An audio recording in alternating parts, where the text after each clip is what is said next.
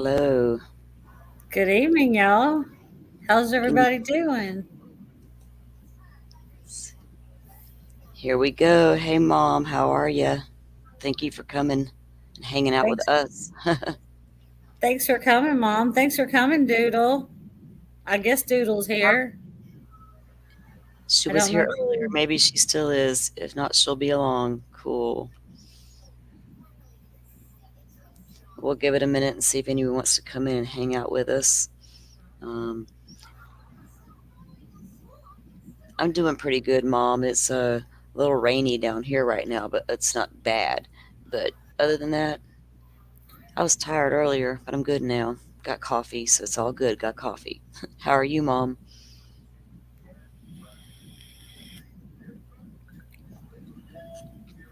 Thanks, Mom. Thank you. I just got a notification that we were live, so I thought, well, dang, I was kind of surprised.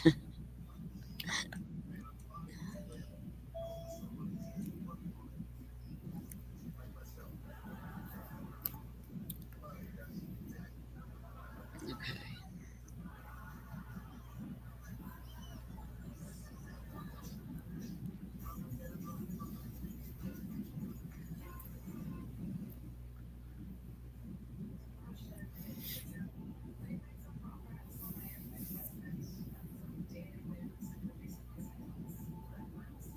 She put it on Twitter, and she had Mini Me put all us in the Autobot and Discord last night. Awesome.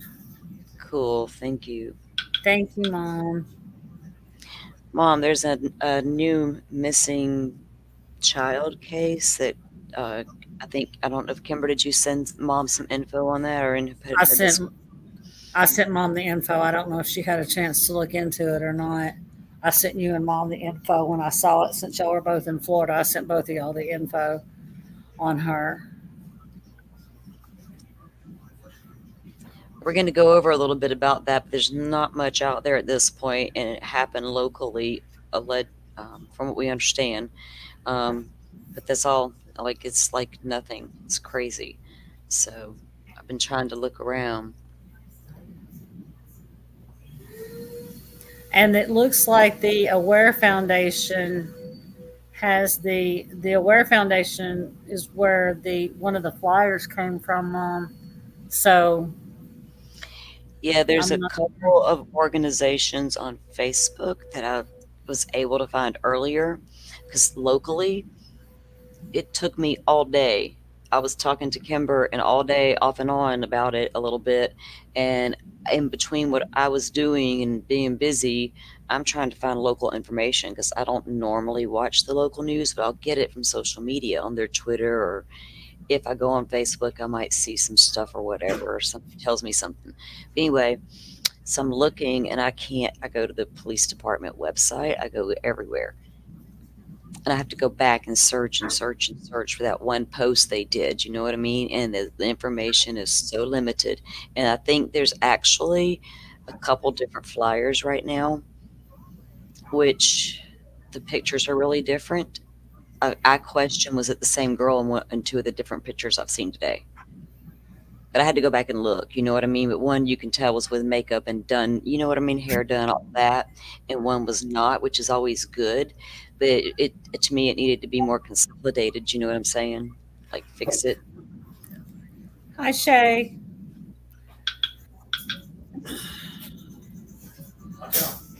Um, and Yeah, Mom. my Go Actually, I'm ahead. I'm sorry, sorry. Kimber. I was gonna. I need to. We're gonna look at something here in a little while pertaining to this girl, and there was a foundation that I was going to ask you about because from what I gathered, they're from Florida and maybe even this end, but I was not sure. I haven't had time to look, to really look into any of the things. So, but I know where my go-to is when I have those questions, and it's definitely Mom. Hey, Doodlebug. Um, Doodle, thank you. Mom, she is a young lady. She is from Tennessee. Um, she was apparently in Pensacola on vacation. Her dad is a police officer, from what we gather, from what I've been able to glean. He is a police officer in Athens, Tennessee, which is east. Yeah. And Salty's been doing some other research, so that's what we've been able to glean so far. But Salty's been doing some other research. I haven't had much time because I Yeah, was working. one of my So first questions was this location was the hospital, and this is a brand new state of the art facility. It's no joke, and I know security there is top notch, um, all the way around, and the location is not. It's not. It's right next to two connecting interstates, but it's not a bad area, right? Years ago, there was a little issue with some homeless guys under the viaduct thingy, but whatever. That's not. It was never like a crime haven or none of that stuff. And so where compared to where the hospital used to be, let me put it that way, because the old hospital, I would be more prone to think was someone shady stalking around the hospital, right? Because of the area, just because I live there and I know. So, but that doesn't apply to the new facility. Plus, you got all that security. But my first question was, she's 16. Was she there with family? And why did she leave? But apparently, there is only a video, and we don't get to see the video. We get an image from the video of her walking out of the hospital, and she's what she's wearing, which I think was a green sweatshirt or a green hoodie thing, shorts, dark shorts, and it was a green hoodie. Yeah. yeah, Yep. and black shorts maybe, and dark shoes. We'll have to, you'll be able to see when we go through it. I don't quote me on what she was wearing, but that was it. I don't know if her phone was with her or not. Um, so I've stalked, like I said, I've stalked. Sorry, that was the wrong word to use. I have looked at the local sheriff's departments, or actually, I'm sorry, the local police department. It falls under the city police jurisdiction, not our county. Two different law enforcement agencies there, and the city one is pretty small compared to the county one, but that's it's under the city, so there's that. But yeah, just not a lot out there. It's sad. It's really sad because I didn't know about it until Kimber alerted me today. And when Kimber was reading it to me, I said, "Whoa, whoa, wait! She disappeared from where?" And she's like, "Pensacola." I was like, "What was she doing here? Vacation?" Now I got a ton of questions. And we don't know if maybe she was vacationing with her family, maybe vacationing with, a friend's family. And she's got, I think they said dirty blonde hair. Um, Yeah, so, the pictures that I saw today. You could see that in one picture, but the other one it looked more mhm, like a highlight. When it was done and everything. It was so I think it was dark colored, yeah, whatever. mhm. But there's no, it wasn't super clear that one that I saw today of the image from the video they have or whatever that shows her. It shows her walking out of the hospital. And from what I understand, from what the little tiny bit I could gather, um, I don't think I can access. Well, maybe I can. I'm in Florida. What am I thinking? Yeah. Okay. I'm gonna see if I can get a few things, but I don't know. Time frame matters, and all these other things matter, right? I just don't know what to think at this point What with is y'all's version of the TBI down there? Florida Department of Law Enforcement, and they're Oh, good. yeah, I know they're good. I know Uh, they're good. Florida Department of Law Enforcement, but if she walked out, I don't know if she had her phone or not. They're not Right. elaborating on any of that. If they see her in the parking lot doing anything, getting into cars anywhere, did she leave on her own? Was she there because she needed to be there and just dipped? You know what I mean? I don't know. But she appears to walk out that door. But that's all I know. But I'm sure there I know well, let me take that back. I know there's cameras all in that parking lot, everywhere. It's very well lit up. It's brand new facility. Like I'm not even joking. It just opened. So I don't know. It's very well lit, all the things, very safe. So That don't mean things can't happen, but it's bizarre.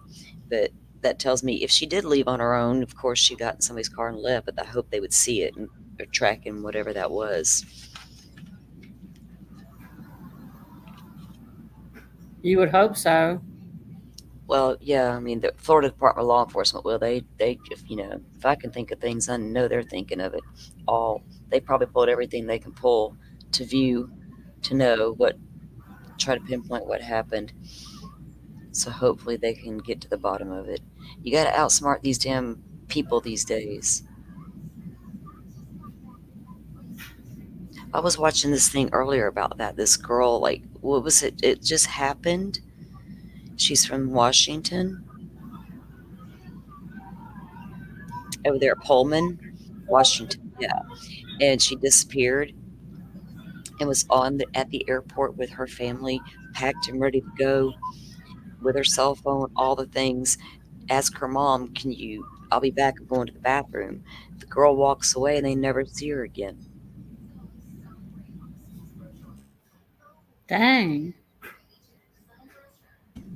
There's video of her in the airport, walking through the airport away from her mom. There's video of her, I think they said, getting on the train at like 3 p.m. or something and going to another location. It's like, what? And then her boyfriend also has disappeared with his 2-year old daughter. So did they run off to start a new life? I don't know. People are strange.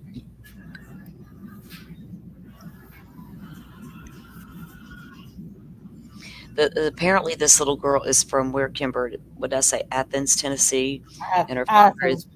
yeah, Yeah, and her that's. father, yeah, I he's in think law. that's Knox County. Yeah,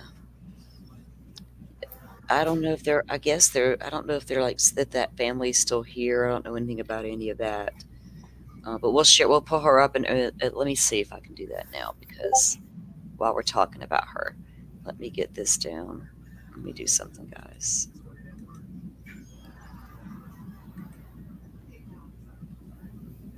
Yeah, she's been missing for about 4 days. Yeah, and there's not really. I only found. I don't even think the local TV news covered it, but I finally found some online stuff about it. But I'm trying to see if I can pull this flyer up the way it is. Let me see, so you guys can see it.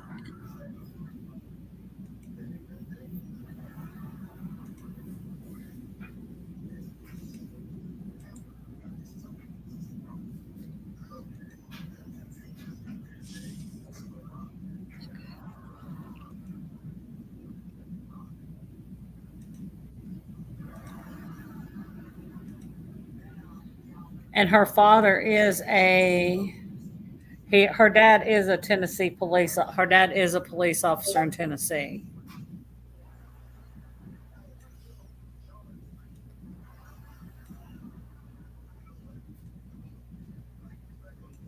There's a lot of people here on vacation right now. Right.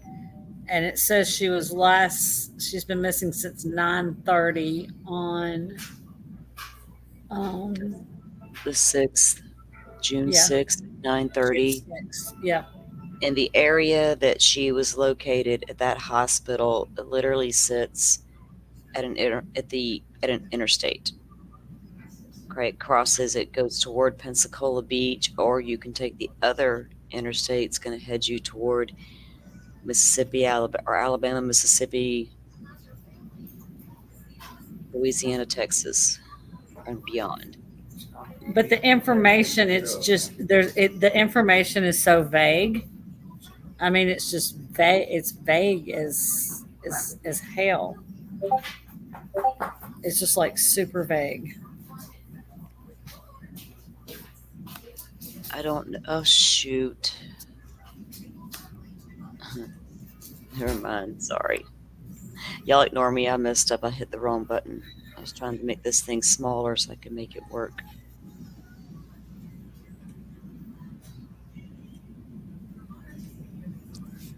Okay, there we go.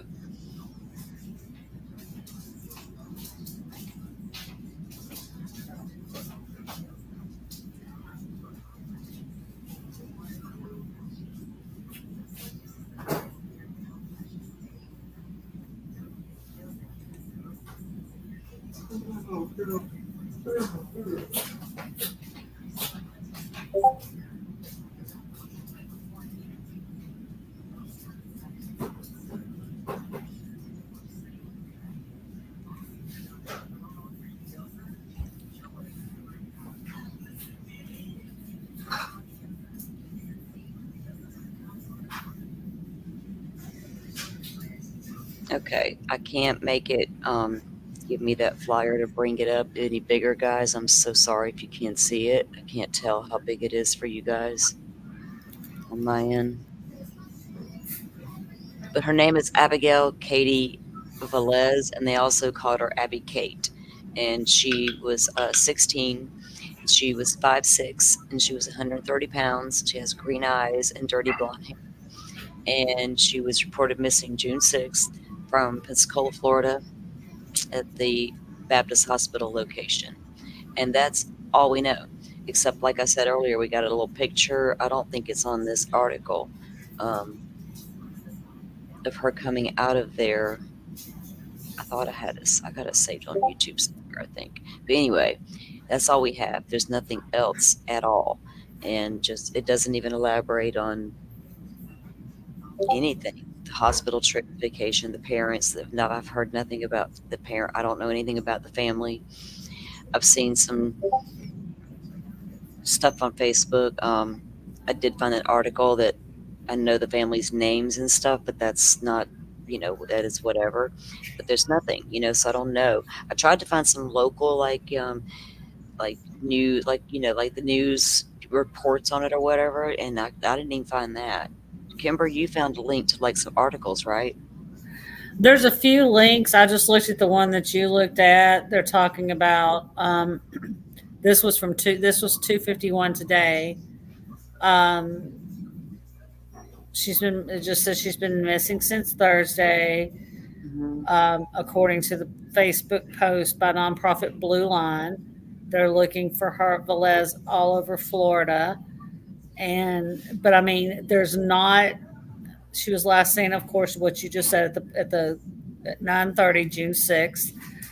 Little is known about the other circumstances of how she went missing, but a post shared by KCSO account said Velez was in Pensacola on vacation. Doesn't say, who she was on vacation with. Doesn't say if she was on vacation with, her family or, a, a friend and There, their family. yeah, there were Facebook posts that said that she was here with her family. Now I can't deny or confirm it, but from what I was reading, I didn't have a reason to not believe that yet. But I also can Right. understand she could have been here with family friends. I also get that as well. I mean, the kids have very you have very close family friends that would absolutely let their kids travel with you if that's. So I don't know yet.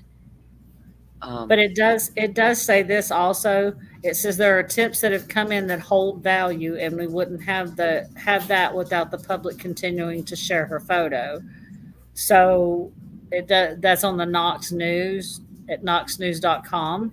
So it does say that there are some tips that have come in that hold value, and we wouldn't have that without the public continuing to share her photo. okay, I think that this might be the only this news station. If this works, guys, I'm gonna tell y'all. I'm sorry. I'm very new to doing all of this, so I hope this works. If this works, this is a local news station, and they're way better at bringing you the news than other local stations. I'll just put it that way. So I don't know what this is, but it might be a little piece that they did finally put out somewhere. So let's see if this works. Cheers.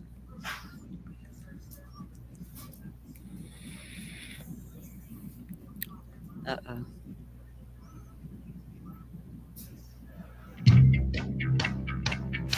Now, Pensacola police want your help to find the young girl Guys, could you guys hear that? I just need to let me know so I can make sure. If I need to test it again, I'll let it go for a second. on your screen. This 16-year-old Abigail Velez.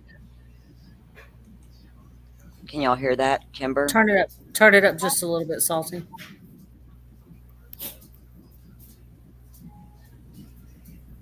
Oh, it says it's all the way up there. Let's see. Okay.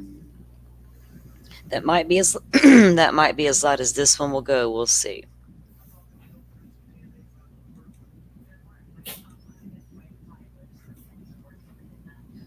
You can play now.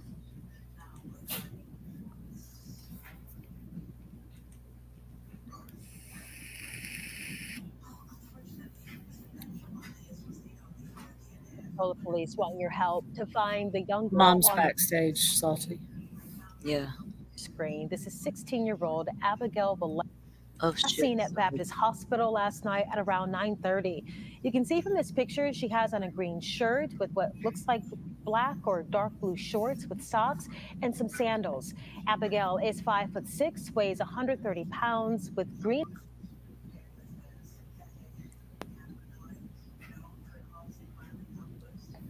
I don't know what it's doing there.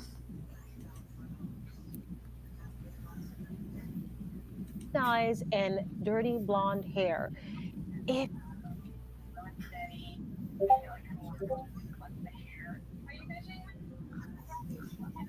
you know where she is, if you've seen her, look at that picture. Call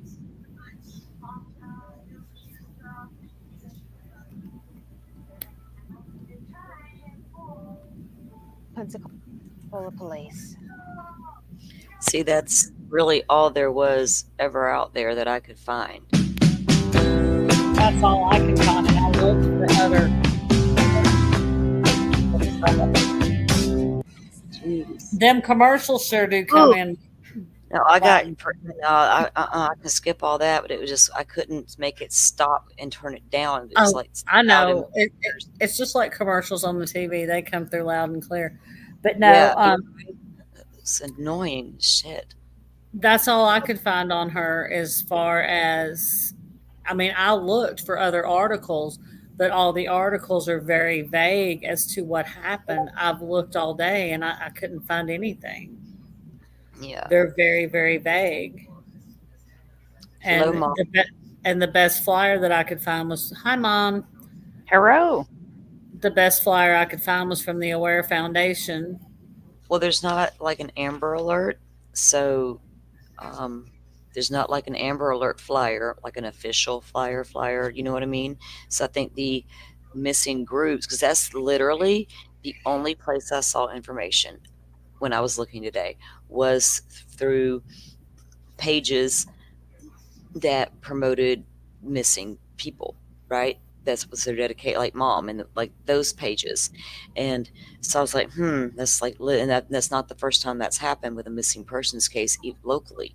And so then I had to go search to see who did what, who did report on it. That was my mission. Who did report on this, right?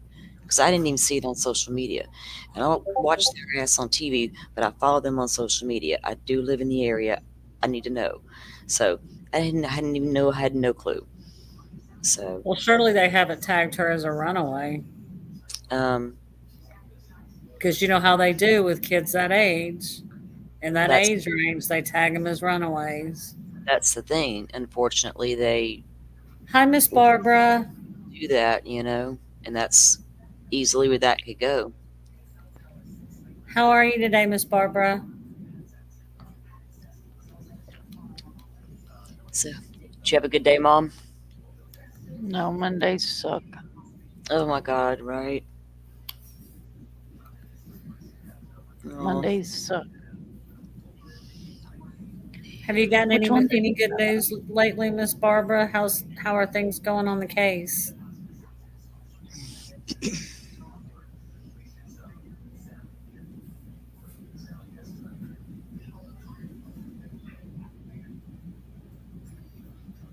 hello, Miss Barbara. Welcome in. Thank you for joining us. In a little bit, we're going to get going and talk about some serial killer stuff, everybody. I hope y'all ready. But anyway, Mom, I hope your evening gets better than your day was.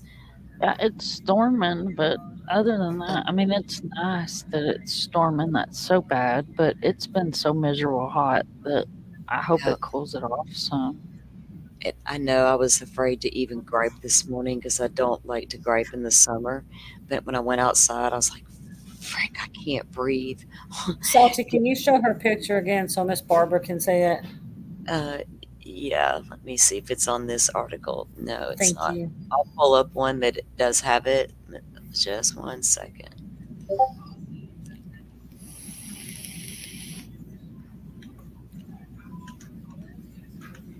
You're fine, Miss Barbara. No, you're good. Yeah, let me Hi, grab it Miss real. Barbara. I'm digging. Okay, this is one I got better. I can make it bigger as a picture. I just wasn't prepared to do that, and that's my fault because I took longer. But this is an article, and this is the picture. And I will post. We will post. Kimber, did you post this on your community tab? Yes, it is on my community tab. I put hashtag missing Florida, hashtag Tennessee, just in case she tries to make, if she tries to make her way back to Tennessee, or whatever happens. I We'll do post that. it's on my community page too. Yeah, I didn't get a chance to do that earlier, but I'll go do it right now.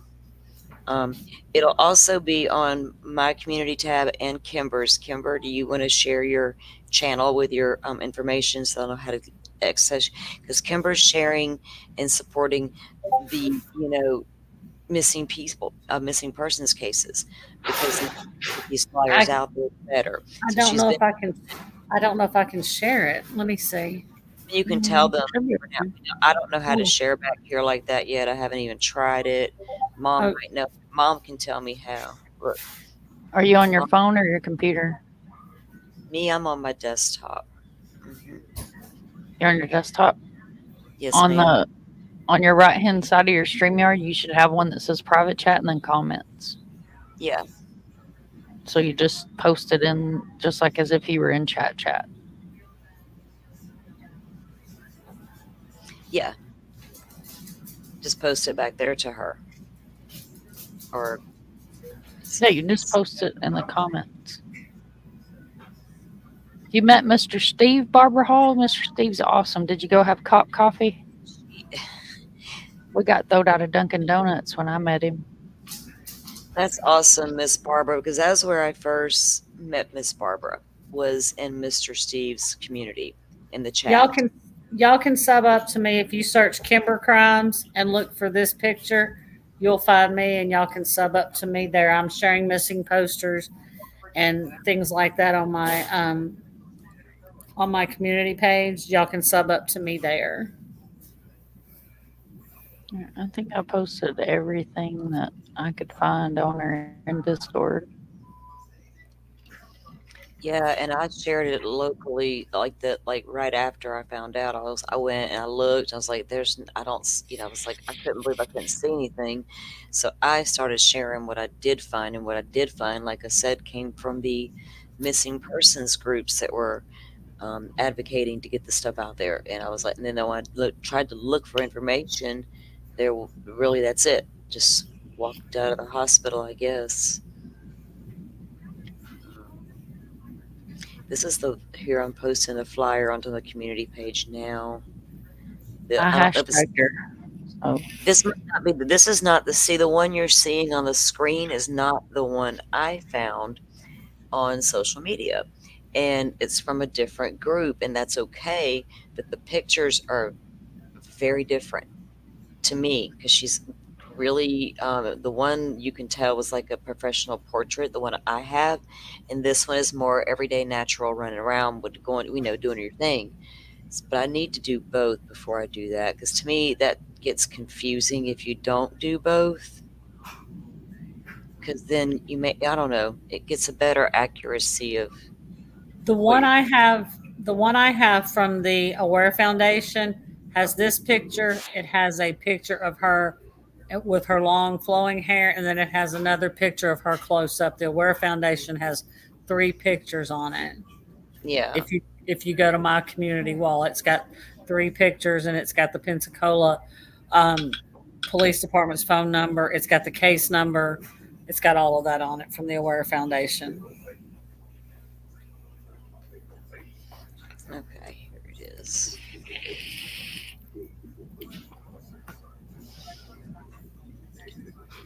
It's so strange because you're thinking if you're there on vacation, how do you just walk out of the of anywhere and just gone. Do you know where you're? Do you know you don't even know where you're at, or you probably don't unless you go there a lot. You know what I mean?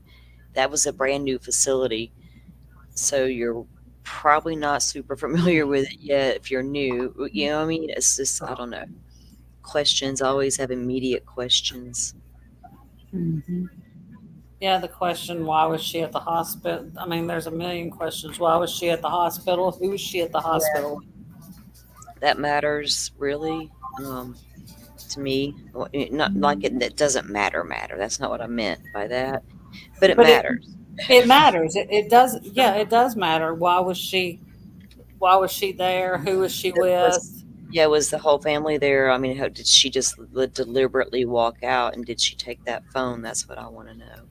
Did she I would. take her phone? And those are important questions. Well, their business is going to be their business in the end, but I need to know if she took that phone. Did she have one? Did she take it? Right. I'm sure Mm. at 16, well, she probably had one. I don't need to know that. I know investigators already know that. I don't. I would Right. hope they know that by now, right? Now, I don't know, Mom. How long do you think if they were to go out and investigate this, okay, in the local police department? When are they going to go full blown and they're going to have FDLE support and things of that nature? You know where I'm going with this? Like, if they, when will it become Mm-hmm. to involve higher ups, I guess? It just depends. It depends on her state of mind. I mean, I know that sounds crazy, but it does. It depends on her state of mind. She's 16 years old, so she's underage. So technically, Nick Mick should be alerted that she's missing. I might tag them on Twitter. So the FDLE is um so the FDLE is Florida's equivalent to the TBI, but they're better than the TBI. I mean, in Yes. my opinion, they are. In my Well, opinion, in yes. my opinion, they are too. I'm just throwing that Well, out there. it's like, well, it's, yes, it's the equivalent to Tennessee's TBI, right? Okay. But Florida Department of Law Enforcement has built a pretty good reputation over the years, no matter how much you wanted to fight them dudes, right? They built a pretty good reputation. And if they didn't have one, it would show. And they're not perfect, I'm sure, but they got a lot of capabilities, and a lot of big cases have a lot of things looked at and evaluated by the Florida Department of Law Enforcement. As not just, they don't just work with Florida, you know what I mean? That they do, that's all they do. But they can also, and we do a lot of forensics testings in Florida. A lot of There's a lot of DNA testing, the facilities that get done in Florida. And it's like I don't know. So, you know, hopefully they have, if they have stuff on camera around that hospital, like I'm sure they do because I know it's there. Um, they probably see her in that parking lot and what she's doing once she left that front door. There's enough light that those cameras are going to absolutely see her walking through that parking lot and see what she gets into, if she got into something, or if she walked outside for air, stretch her Right. legs, stretch her legs. The other facility, I might have could have bought that story. I'm not even going to joke with you. Dark in certain areas. It was old. It was just the area. It was just an old facility. It was crazy. But this new one is not like that at all. Very well lit. And it's not like you're going to go out there into total darkness, never to be seen again, wander away. Not like that at all. Very busy intersection area. Interstate runs right beside it. You literally see the big brand new facility when you're riding down the interstate. It's right there. Miss So, Barbara, I'm glad you got to meet Mr. Steve, and I hope you get some answers soon.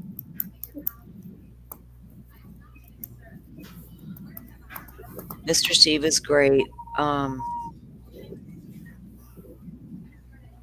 I love his work. It's so fascinating. The recreations he does with the forensics and the evidence and things of that nature. I'm like, oh my gosh, I love that stuff. Mm-hmm.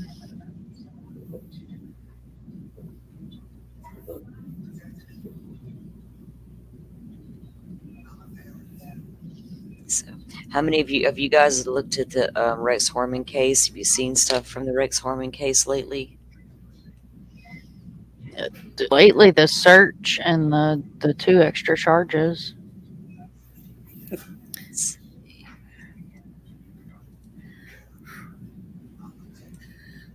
I think I just feel like there's gonna be more.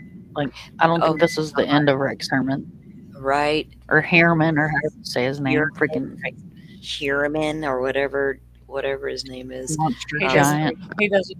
He Rex. doesn't deserve to have his name pronounced correctly. That's why I don't try real hard when it's monsters. So they had watched this guy for a while, right?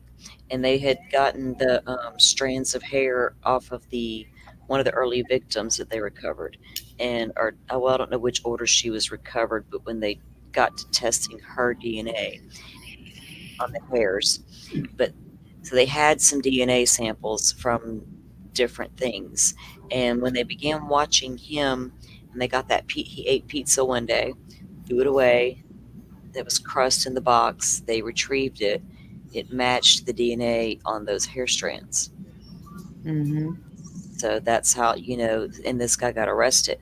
And then since he's been arrested, like, that all this stuff that's been come out, the various, we're going to give y'all a trigger warning. There's some things that are going to be talked about in a little while that this guy was doing that are going to be pretty disturbing, but you have to kind of talk about them a little bit. So there's that. But he did what he did and left bodies all up and down that area of the Gilgo Beach area. Yeah, Mom, I agree with you. This is six, and the weird part is not weird because I he's a serial killer allegedly, but so the two that he just got charged with,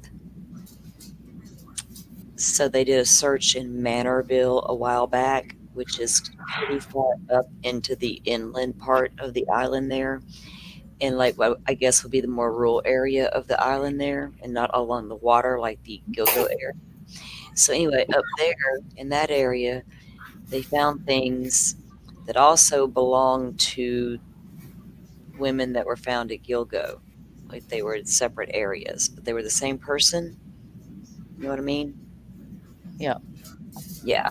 So that and I think and then they ended up finally after they did that search in Manorville, but what led them there, we don't know.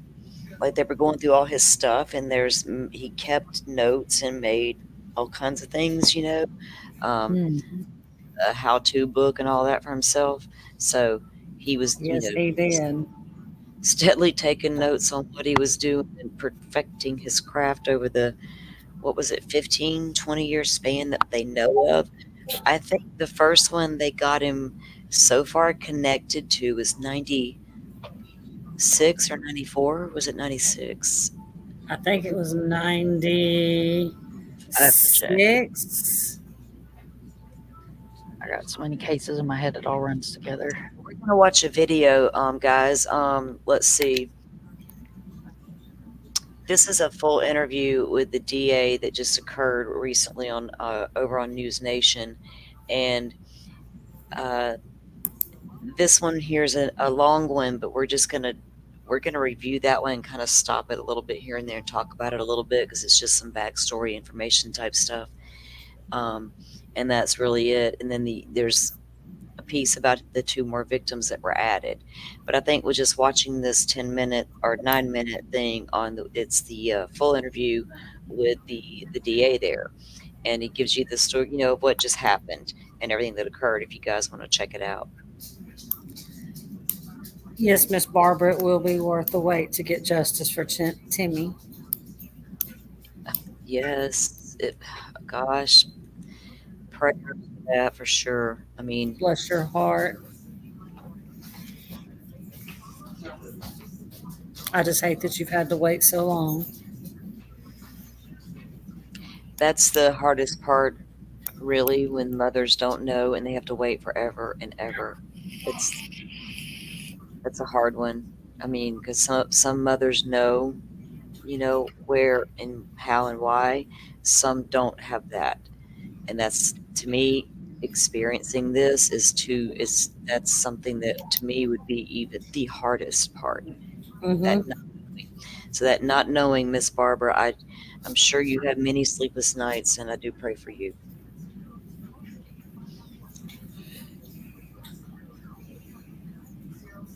Okay, let's see.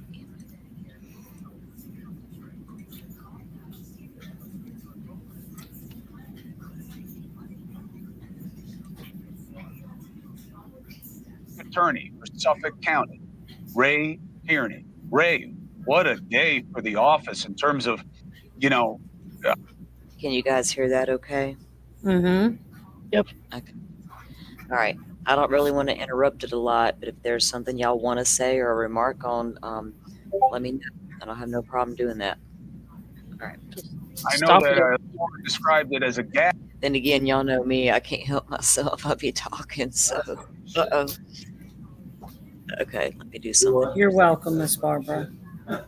Go ahead, Salty. I'm Okay. sorry. I'm I sorry. didn't No, mean here we go. But these are murders. I don't have to tell you, you've lived it, but these are murders that have haunted the area that people thought they'd never get answers to. What does today mean in terms of where you believe you are in the investigation of the unknown cases? Well, thanks, Chris. Thanks for having me. I think today was, a big day because ever since we initially indicted the case, we said we were going to prosecute, investigate the Gilgo Four, and then once we charged those cases, we were going to move on to the other bodies on Gilgo, and then off. And so, what you see with Jessica Taylor and Sandra Castilla, you see that come to fruition. So these are allegations. We look forward to proving them in court, but we have been able to, move the case off of the Gilgo Four and move it forward. So help us understand when there was that second massive search of the house, okay? It was confusing to the rest of us. It's like, well, wait a minute, didn't they do this already? What triggered you to go back in such large scale a second time?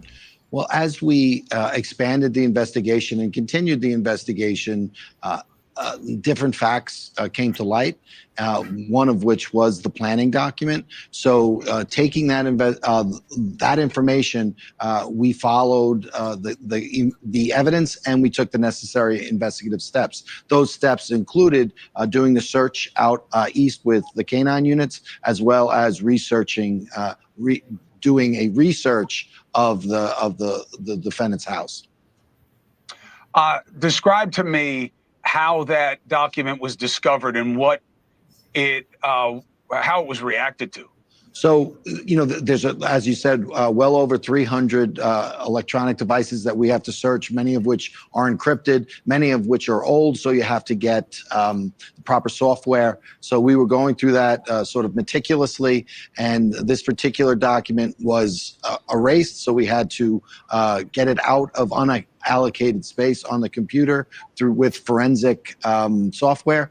And once we were able to retrieve it and look at it, we knew that this was a significant document because it really evinces, our allegation is that it evinces the intent of the defendant to, in fact, commit the 6 murders. Okay, so 2 questions. The 2 that are charged today, they were found dismembered. The other bodies weren't. And that leads to a suggestion that it is a different MO. It would be a different murderer. Why do you believe it's the same? So just to make clear, Jessica Taylor was dismembered, her heads and her hands and her head, and some.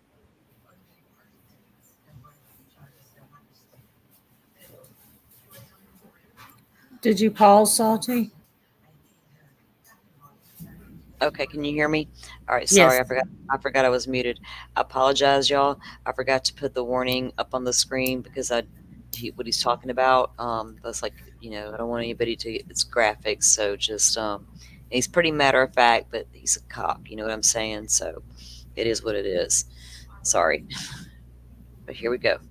Sandra Castilla was mutilated but not dismembered. So that's a little different. I do think that over a time, any criminal's modus operandi will change. And the other thing to keep in mind with regard to the Gilgo 4, when they were recovered, a lot of time had elapsed. So they were largely, if not completely, skeletonized. So we did not have as much information available to us with the Gilgo 4 as we did with Ms. Taylor and Ms. Castilla. So New York law is a little peculiar. People are used to first-degree murder, meaning intentional murder. Here it's different. It's almost always public officials, peace officers, firefighters, but then the last provision is basically what people will know as felony murder, wherever they are. And you did charge that with some, but not all. And felony murder would mean that you believe this was part of a kidnapping, a sexual assault, and then he murdered them in furtherance of that crime. Why not with these two? So what we were able to charge with the murder one statute is if you commit more than one murder within a given time, 18 months, you could charge it as a murder one as opposed to the standard murdered second. So we have murders and one murder in charged murder in 1993, 2003, 2007, and then we have the three murders in 2009 and two in 2010. So with regard to those last three murders, we were able to charge the murder one statute because it happened so close in time. And those are the murders of Melissa Barthelemy, Megan Waterman, and Amber Costello.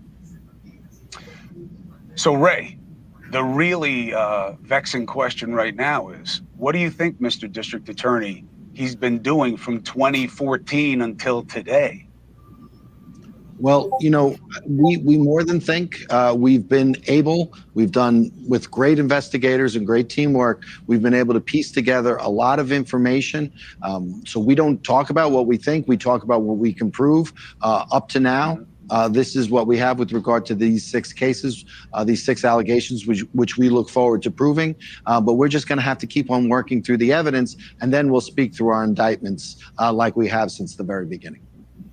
Is there reasonable suspicion or probable cause at this point to believe that it is worth investigating if Rex Heuermann was active as a serial killer beyond these 6 victims, beyond 2014? Oh, you know, there is nothing, we said we were going to expand the investigation, and there's nothing off limits. We're not going to stop. We're going to continue to investigate. We're going to continue to follow the evidence to its conclusion, and we'll let the chips fall where they may. Is Heuermann giving any indication that he might talk? He's represented through counsel, and we operate as we're required to do through his counsel. So again, we'll continue to do our job, and we won't worry about what he's doing. My understanding is that there is no further involvement of the wife at this point in the investigation. Is that true? What has been made clear with regard to all 6 of the charged murders, that during the time of the commission of the murders as well as the disappearance, the family was out of town. So I think there's no evidence that there was any co-conspirators, and certainly it appears from all the evidence thus far that the defendant acted alone. Now, Ray, you have a great reputation, as you know, and the audience should know. I live in your county, but you're a very calm guy. How surprised are you on a personal level that cases that people thought were never going to be figured out are all of a sudden coming to light on your watch? I'm not surprised at all. You're always, as investigators and prosecutors, you're always you're always optimistic. And I think if you bring really talented people together and you work together collaboratively with other agencies and other talented people, good things inevitably happen. So while, when I got into office, I had no idea, I was optimistic and hopeful that we would be able to bring some results. But do you know that there are more open cases out there that he could be linked to, right? There are a lot of open cases, not only in our jurisdiction, but in every jurisdiction. And, I think the way we work this, and everybody, talks about, well, is the Gilgo Task Force going to look at this murder? We do it through the auspices of these these investigators, but we take each murder by itself, and we don't come with any preconceived notions or preconceptions. We just follow the evidence to its logical conclusion, and hopefully we get to the result where we can speak to an indictment. Well, look, the more closure you can provide, the more communities can rest, the more families can finally have some peace with what happened to their loved ones. District Attorney Tierney, thank you very much for making time for us tonight. And we look forward to the rest of the investigation. Thank you very much, sir. Thank you, Chris. Well, now that's not the first time. The first time that he received an indictment and got the first 4 charges, they come out and said that, yeah, there was a hair from his wife found on one of the victims, and they can confirm that. They said transfer DNA at this point, but they said they can confirm she was out of town during the time frame. I guess that they have pinpointed these 4 victims lost their lives. She was out of town. Same thing with these new 2 victims. She was out of town. So, And don't forget, there's also a hair from witness 3 on one yeah, of the victims. that's in the new document we're going to review. There's the new indictment with the new charges with the 2 new victims that were added. There's Okay. one of the victims dated, with the DNA evidence dated way back. And so there were hairs again found. And he learned over time to get hair nets because he lists that in his what not to do, what to do list. So hair nets. So the hairs, again, it turns out there was someone called Witness 3. And Witness 3 was an ex-girlfriend that briefly lived with him. And I think it was in the late 90s, mid 90s. And it wasn't long and all that good stuff, but then she moved out. But one of her hairs was found on one of those victims, but she's listed as Witness 3 for the prosecution.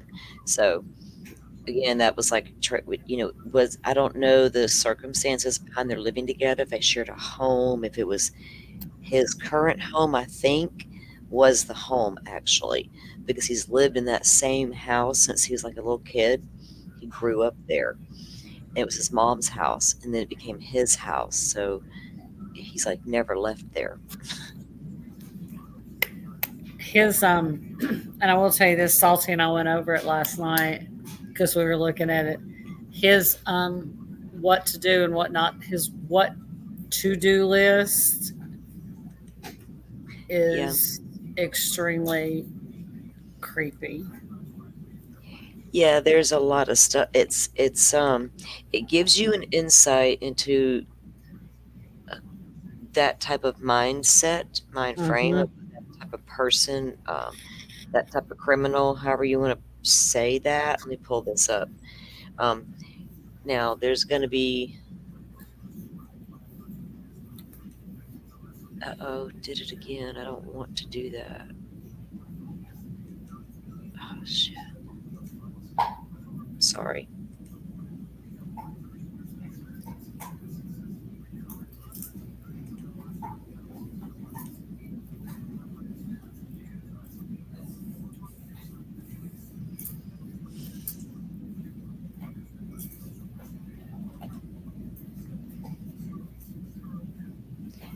Seriously, it's not going to let me pull up that screen that way. That's not cool. We can't do that again. Oh. Freak. Okay, I'll do it this way. The documents got some, like, it gives you the do's and the don'ts, and what you learn over time could get you caught, what not to do later, what not to do next time. And it's like a really crazy deep dive into what this guy's mindset was like.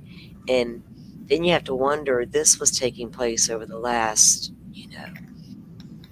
20 years. This isn't like, you know what I'm saying? It wasn't like, it's like, I don't know, like it's happening right along the whole time. It's crazy. Mom, you got any thoughts on this serial killer? I think he's a monster. I think he's a pure He monster, is. and I think that once the trial starts, we're going to see a lot more witnesses that come out that know a lot Yeah. more because we've seen a few that have trickled out. But Mhm. I mean, and then you have to take into effect that somebody like him that had, he took it upon himself to write out a list, like a spreadsheet, Yeah, I to think make I sure he just didn't make the same mistakes. And yeah, I just found it that so we can just, share. You can read from it. It's crazy. Go ahead. I'm sorry to interrupt you, but I did no, you're find it. I fine. was looking for it on my other tab and it wouldn't let me pull it up because I did want to share that because isn't that what does that tell you about the serial killers, right? Go ahead and finish your thoughts on that because I do want to hear them. Sorry for interrupting. A lot of people, especially like people that don't do what we do, they look at a serial killer and they think, "Wow, that's a mindless drone." But really, they're not. I mean, if you look into these guys, they're usually guys and women, not discriminating against the Mm-hmm. women serial killers. But you you find out that they're usually really intelligent. They're extremely intelligent. They're very like pinpointed on what they're doing, and they hide in plain sight. I mean, there's so many of them that we've seen that live the double lives and you know very professional lives and not like I mean, you still have some that don't, but I mean, look at this man owned properties, he owned businesses, he had a wife and children, and He was an what are architect. right, a very successful man but very calculated, and I think he thought that he had committed the perfect crime. Uh-oh. I don't know. Can you guys see that? It's hard for me to tell how well you guys can see that on my two tab screen here. And I got a pretty big screen, but I can't really tell. Can you guys see that? Yeah, you can see it. Yeah. Okay. And you're right, Miss Miss Barbara. They don't have any Yeah, common sense. they don't have any common sense, so they're very intelligent. But the common Yes, sense is because not there. That's that's very a true. really good point. Miss Barbara, you don't know how right you are. That's because it's that now that you brought that up, that's going to be something we're going to point out in a little while when you go to read the documents that he wrote, right? When they found all this discovery on his devices, he is a very poor speller or he is in such a hurry he just it's and he repeats a couple of words over and over and he spells them wrong each and every time that you would normally think would not be misspelled. And this guy was an architect, a successful architect living and working, so you would think he would have better spelling, better grammar and things like that, but that's the kind of thing you're talking about and I think that pertains to that as well. They're real smart about some things and I don't know.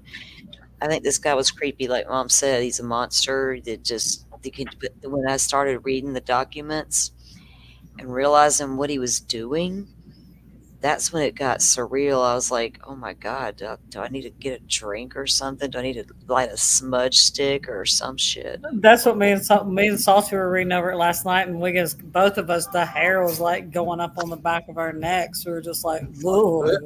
Yeah. Okay. So this is just the new document telling you that he's got the murder charges and it states with their names and Melissa Bartholomew is one, Megan Waterman, Amber Costello, Melissa Bartholomew. Sorry, the dog bumped against the door. And then this tells you a little more about their other charges, and these girls were already named. Maureen Brainerd Barnes, and this tells you the years. These are the girls that were already charged with, and then the ones that were added, okay? And then Jessica Taylor and Sandra Costello. And there's really this is standard stuff. It just tells you about what happened. We arrested him on this day with court without bond, things of that. It's a long document. I'm not going to read all of that stuff, but I don't mind stopping if you guys want to take a screenshot or read it for a few minutes, or if you really want to read it, we will. That kind of thing. It's kind of like a collective thing. So, but I'm going to get to those lists that mom was talking about because those are what we want to look at. This tells you about what led up to everything, getting there, the victims' names. Now, see here, if you The details are in here that I need to go and make sure we do get the ones that have details. Like this one was for was it Jessica Taylor? Jessica was that? Yeah. So in 2003 and 2011, discovery of the remains of Jessica Taylor. So she was found in two separate years in two different locations. And that's crazy to me. I mean, that's why you go back and they did the search in Manorville, and then they um, talk about how the witness found the remains and they called it in and everything like that. So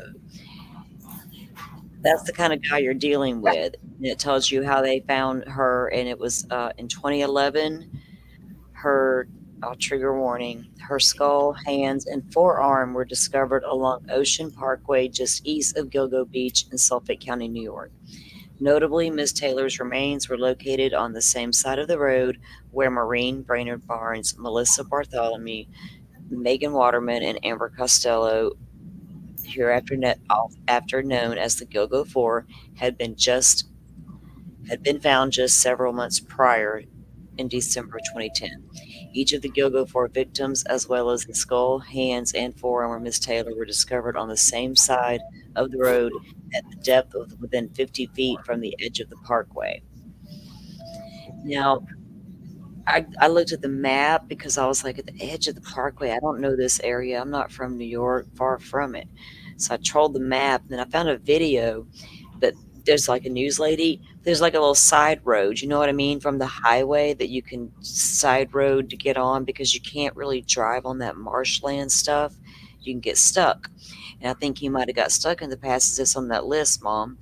But there's another location up there on Gilgo that has like a Jeep area, and you can go down there and cross over to the beach and ride your Jeep. And I don't know if he ever went out into the sand, but then when I started reading some of those documents that we're going to look at, I wondered, did he drive out there on that beach area to get to the marsh to dump? But they're saying 50 feet from the roadway, so he would have done it from that little side road. But the traffic out there is really at dark that late at night is like, from what I understand, it's pretty quiet. Okay, let's get to those documents and we can go back over any of that stuff. This one, I don't know if you guys can see it. This was this is the truck that he drove. They ended up getting a description of a truck finally, and that was the description and all the details on his truck that led to him. There's a picture of the truck he used. I think this is the one that he sold it. Or no, he took it to his brother and gave it to his brother and then got a new one. But that was a few years into what he was doing. So they went and got that truck from the brother and all this stuff. This is where the phone bills they have phone records on them because he was stalking his victims and their families with what, like 15 burner phones. Mm. He so Yes. yeah, and he was known to call the victims' families and say things to them. So they have records of they have a picture in here somewhere in this document of him walking into, or he's inside the store, right, Kimber, making the purchase of the phone, of the Yes. one of the burner phones. So they even have that kind of evidence against this guy. It's hard to beat what they do have. Here they're talking about the S&P genotype files developed from the female hairs. They go into great detail on this S&P genotype filing, DNA stuff that's really big talk in a lot of cases. And when you get down to the nuts and bolts of what it is and you really just look at it for what it is, it's pretty strong stuff. You know what I mean? Um, it's hard to beat a lot of it. You can't. And here's that list that we posted. This is, y'all want to stop and go over this? I'm cool with that. I needed to take a bathroom break. So, Mom, if you want to Yep. go over this, Amber and Mom, if y'all want to take it away for a minute, and can you see that, guys? Or tell me if you're Yeah. good to go. Okay, let me go grab a cup of coffee and use the bathroom real quick, and you guys go over this real quick. Okay. So Sandra Costello, they had the designation in the bail letter. There was a male hair on Costello. It was the tape lift off a striped shirt above the victim's head.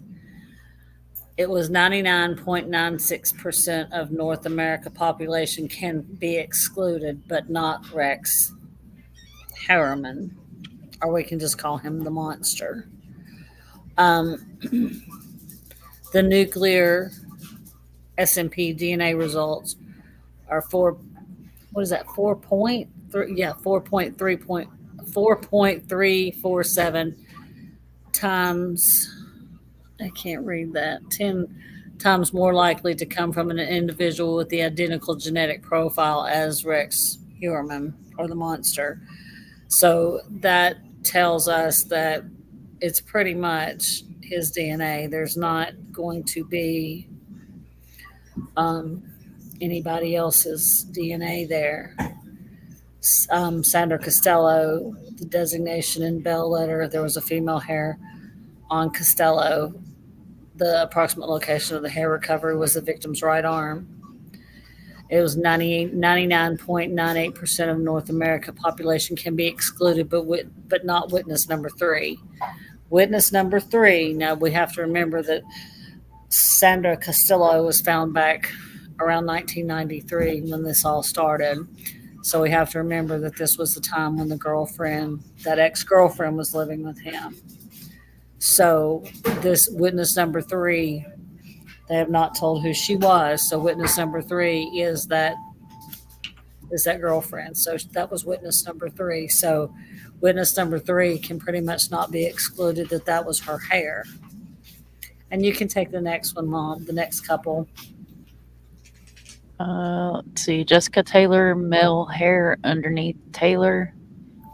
On surgical drape underneath victim, 99.96% of North American population can be excluded, but not Rex Heuermann, or however you say his name. 1.837 times 10 times more likely to come from an individual with the identical genetic profile as Rex Heuermann. Maureen Bernard Barnes, it was a female hair on Barnes, buckle of belt restraining lower body, not applicable. And then 7.9 trillion times more likely to come from an individual with the identical genetic profile as Asa Earlip, which is his wife. Yes. And then that's the mitochondrial DNA. And then you've got and then Megan Waterman. There was the first of two female hairs on Waterman. The approximate location of those was outside the head area. 99.69% of North American population can be excluded, but not Asa Eller,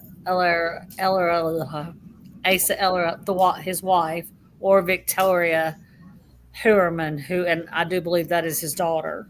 I'm pretty sure that is his daughter.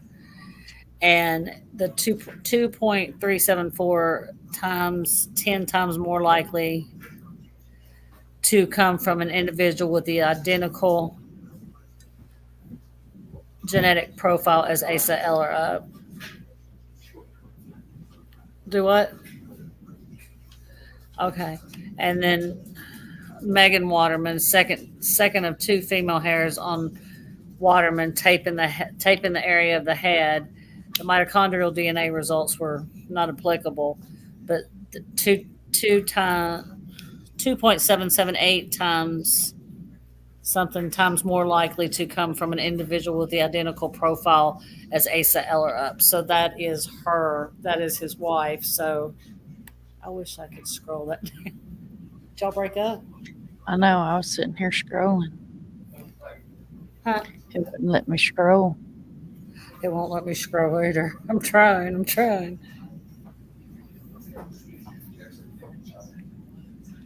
I learned something new. I didn't know you could make the screen all big and whatnot.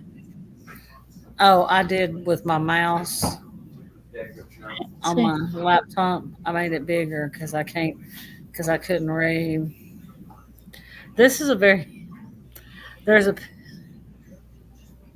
I've got to get I can't figure it out, but I've got to get in the cellar of his house somehow, some way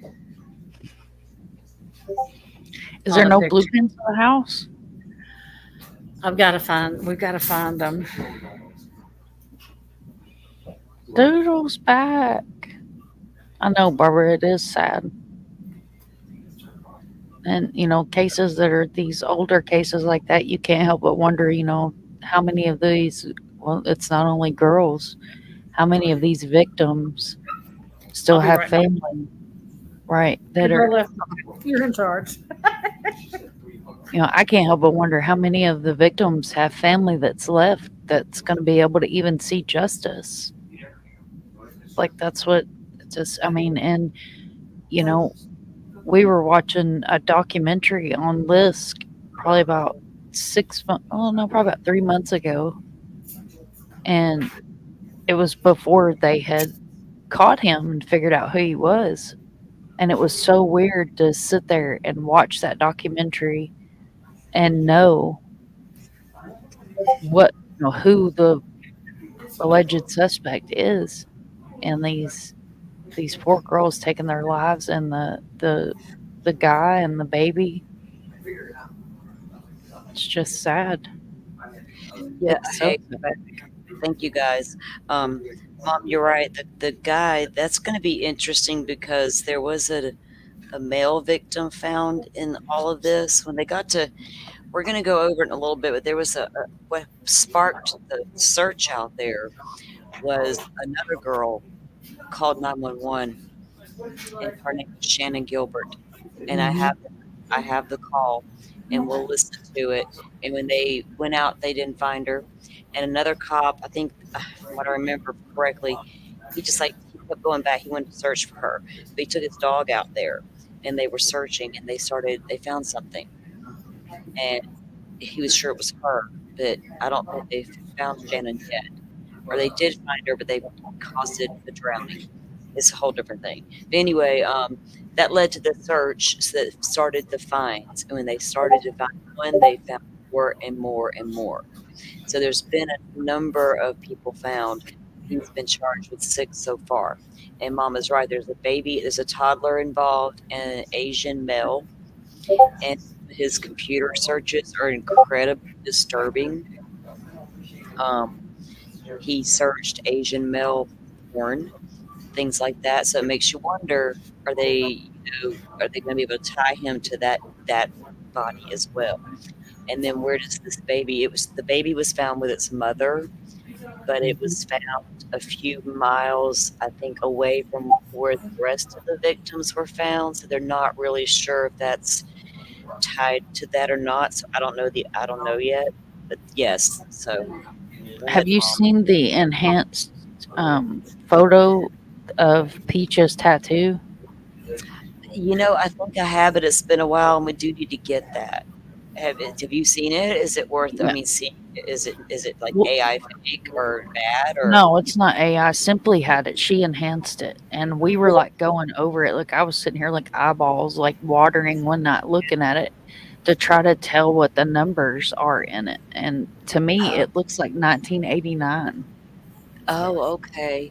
Peaches, guys, is one of the victims that was found out there, and they've called her that because of what the tattoo mom, Yeah, and it which looks like a cover up. It almost looks like there's letters underneath of it or which numbers. yeah, and I don't know, and I'm going to call it the process because this guy seemed to be having a process of things throughout the years.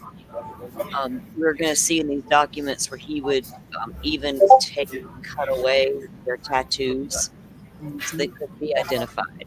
So the fact that Peaches still had her tattoo, that in itself was different, but didn't rule him out as being the suspect. You can't single in and say every single, you know what I'm saying? You can't. So, Right, right. right. Just because they find dismemberment, they can't Well, Yeah. she say it's. will talk to you later. And then when you look at Talk to you later. See what happens. hey, thank you, Doodle. Yes, true warning, guys. There's going to be things said, and I will forget sometimes because I know we're talking to a very small group, and you guys get it. But thank you for being here for it. But I'll try to be sensitive, but I get pretty matter of fact sometimes because I don't. If it gets, I will. You will hear me cringe and things of that nature. I'm right there with y'all. I'm not human all the time. I promise. But Yeah, I can't say that. these hair, I think these hairs. Thank goodness that you left shit along the way over the years, that you weren't as perfect as you thought you were. And even though you perfected your craft, as we'll see in these upcoming documents, um, there's always that one thing, dude. Always that one thing. But some of the Mhm. things he was willing to do to cover his tracks was simply like, whoa, you know? But, yeah, Kimber, you were correct. Victoria Heuermann is his daughter. That's what I thought. Yeah, that is his daughter, and there's witness 3, that was the girlfriend, that Hmm. it's about her in the documents, so, I will post that document, guys, to the community tab if y'all want to go and check it out. I don't I'll do it tonight, we'll see, but I'll do it tomorrow. Um, I'm Grandpa Dale. I like posting court documents, they don't always get a lot of views, but I don't care, people are I like court documents, and I'll read through them, but sometimes they're a lot. And these are like the computer searches, newly discovered digital evidence. Um, as detailed in Exhibit A, following Heuermann's arrest, numerous search warrants were executed at the target residence, which culminated in, inter alia, the seizure of 350 electronic devices. Not too fat to run. I love that. Hello, welcome in, and Grandpa Dale. Okay, cool. Thank you for Bro, welcome in. We are going over the document that, in the arrest of Rex Hi, Heuermann in the country case. cooter. Look at me. I'm over here telling everybody hi. I'm sorry, Saucy. I didn't mean to interrupt you. Oh, you're good. Just when welcome in everybody. We appreciate you coming in. We're talking about Rex Heuermann, the serial killer, and there's a graphic on the screen there. So we're talking about stuff that's kind of sensitive. But welcome in if you're good to Thanks, go. Doodle, for giving them the link. Thank you, Welcome in, Doodle. I everybody. appreciate Doodle it. rocks. Do you know Yes. how to pull up comments, Salty? Yeah, I'm looking at them. Oh, No, I you mean mean back? pull them Yeah, up back. where they. Oh, yeah, that's right. Yes, click on them. I Yeah, you forgot just touch to do them. that. I forgot that I can do that. Sorry, guys. I got reading the document and totally forgot I can do certain things. Okay. Hump the So, pole. what? Some of the names you guys come up with, I love it. I know. Hi, Hump the Pole. I like this Thank you, country Doodle, for food. rounding the folks. I'm from the South. That name's funny. Look, oh my God. Okay. Hi, guys. Hello.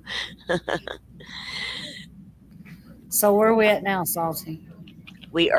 This is some going over some of the Digital. computer searches. Yeah, the evidence. Or I'm sorry, there was 350 electronic devices. Now, I don't know if that includes some of the family's devices because they were all living there, the wife and the 2 children, the adult kids. So could have been a mixture, a little bit of everybody's, but I'm willing to say a majority of those were his. Um, in the months subsequent to Heuermann's arrest, at the Gilgo Homicide Task Force has attempted to extract and analyze data from each of these devices.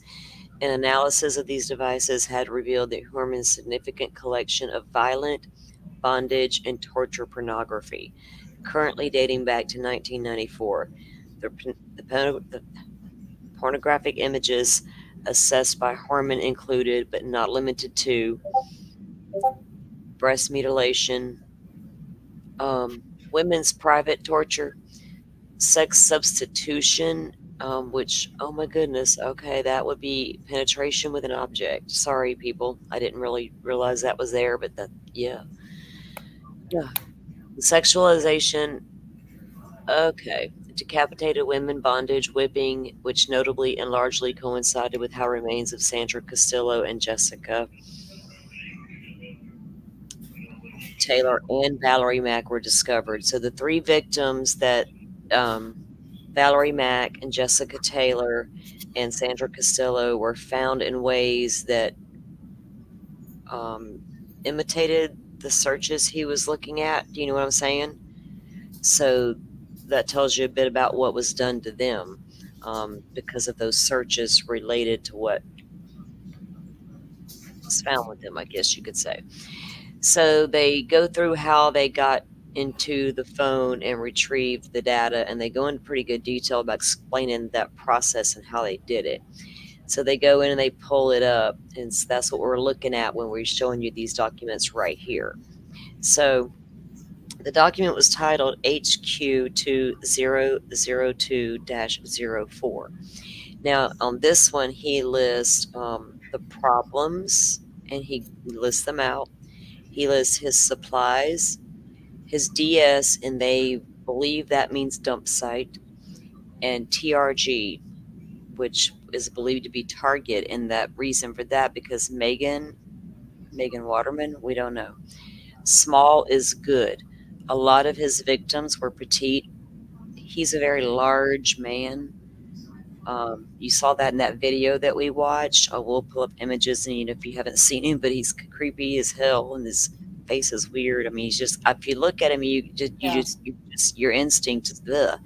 But yeah, he liked petite women for the most part. So small is good, and then T U and K black. I don't really know what that meant. That's code for I don't really know. I don't even know if I saw that in the document what they thought it meant.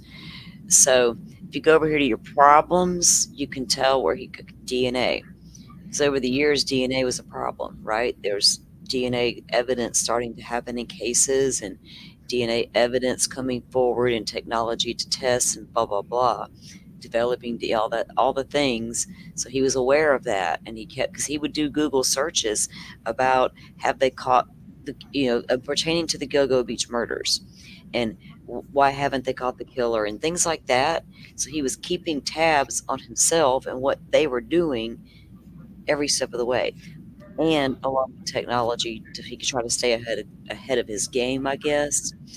This one was interesting to me, tire marks as a problem, because I love a good tire mark or impression in a case, because I need to know if it matches the suspect vehicle.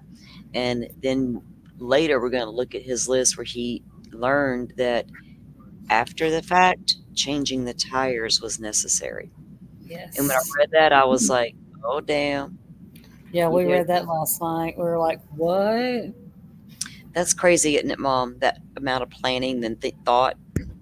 Yeah, because he thought he was planning the perfect crimes, and he was going to get away with this. He put a lot as we look into this more, y'all will see that as we get into this a little more, because he named this one, this has been named HK2002.04. You'll see some others. There was a lot more that he did as he went along to Yeah, this. ensure. Yeah, he thought about everything, or he tried. Blood stains were an issue; those are problems. Fingerprints, of course. Now this one, plastic bag, cat litter. So what was he using that cat litter for? To I cover figured up, out.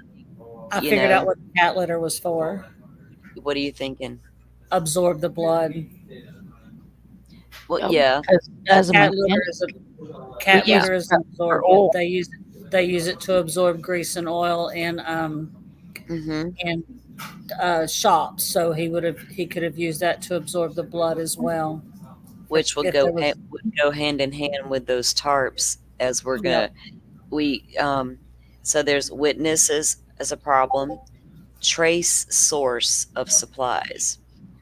So Hmm.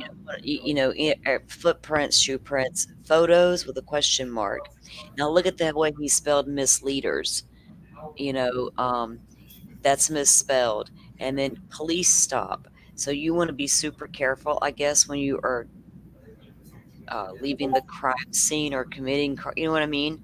You don't want to get pulled over afterwards on your way home.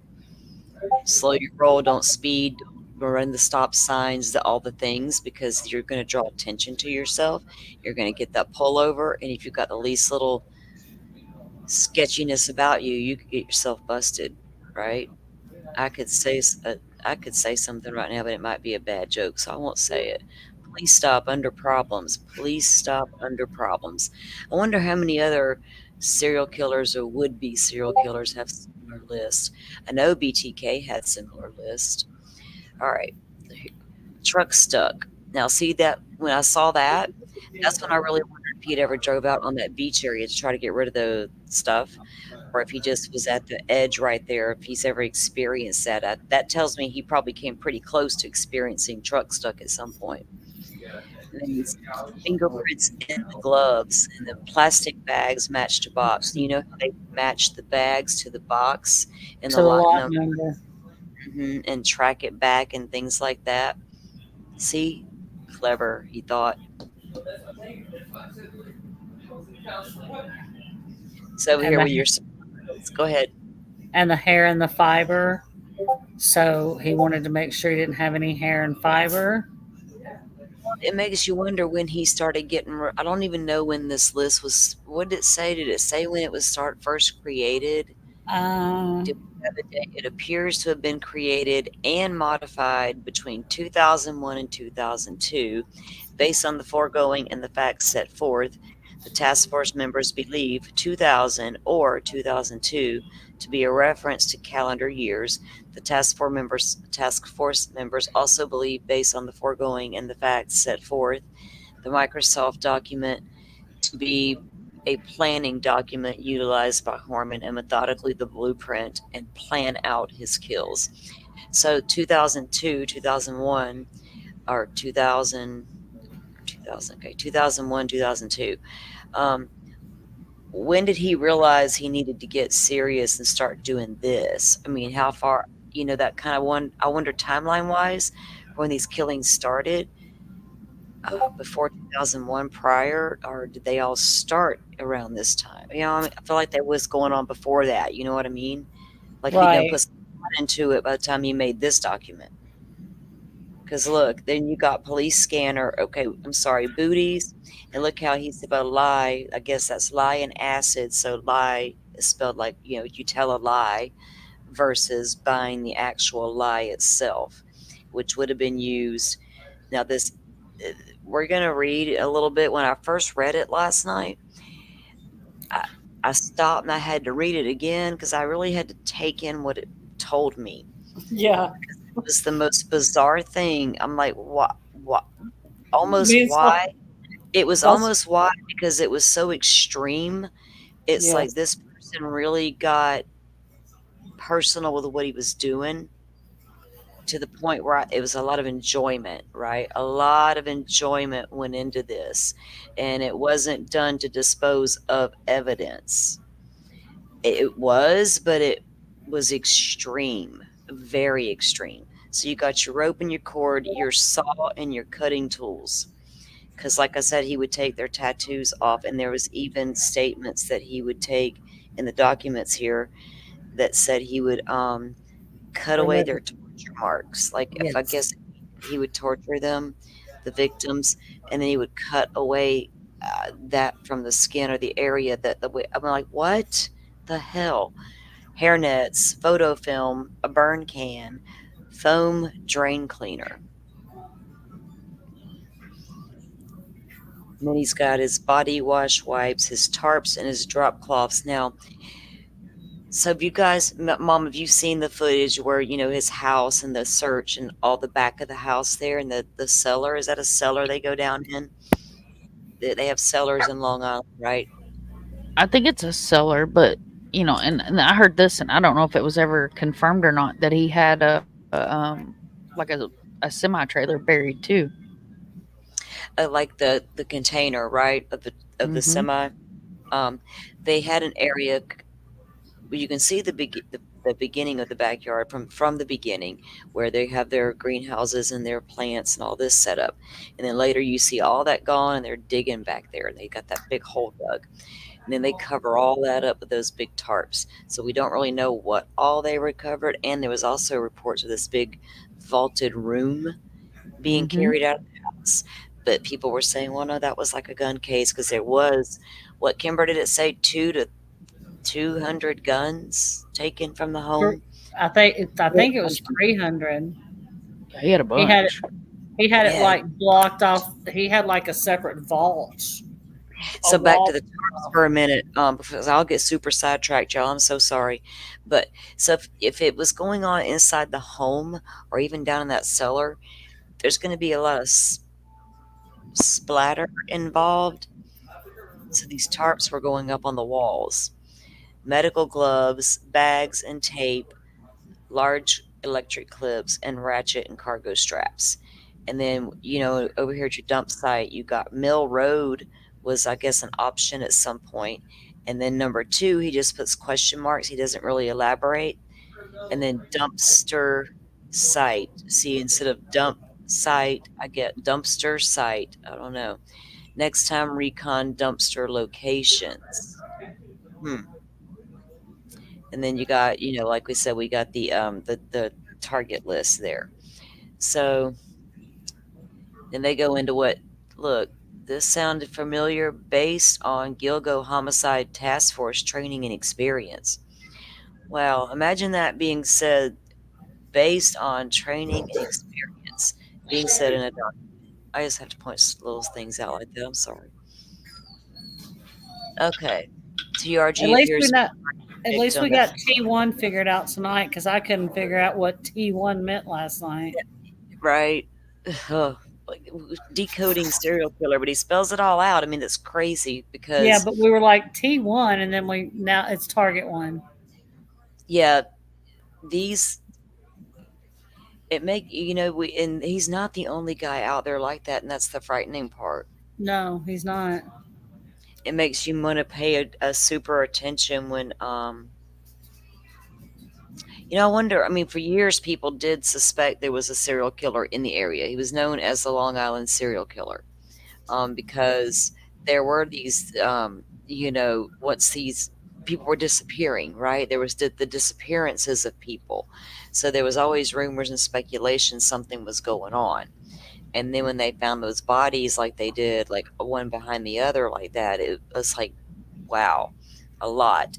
And then when they get into it and finally make an arrest and you see just how this guy's mind was operating, that's crazy to me. That he put it all out there too. Thought he could get rid of it all, but they got it. Pre-prep, your vehicle inspection. I'm assuming that is important. You want your shit to run right, right? Engage T1, engage target 1, recon DS, dump site, recon dump site 1. So in your pre-planning, you would do your vehicle, you would engage with your target. Now remember, he was getting these women via the sex crime workers. They were all sex workers, and that doesn't matter. Their lives mattered, so we all are aware of that. But that's how he was engaging with them, because that's how he met them, and then he would plan to meet them and things like go from there.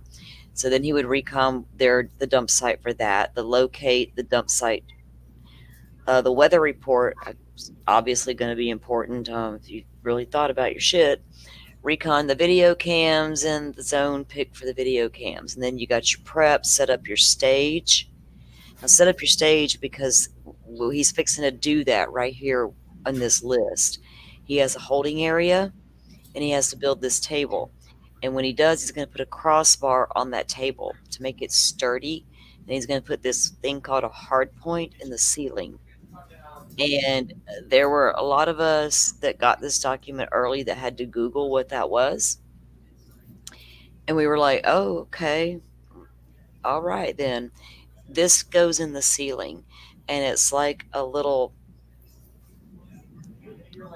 harness, for lack of a better term. It goes in the ceiling and you affix it to the ceiling and it suspends the person. And it's for sexual pleasure for people who get into that. So that's what it's for. But it suspended his victims, basically. And that's what he was doing with it. And he did Google searches on all that. He knew exactly what that was. So he did all that in his prep. And post event, destroy your files, change those tires. Remember those tire tracks? Burn your gloves, dispose of pics, and have stories set. Damn.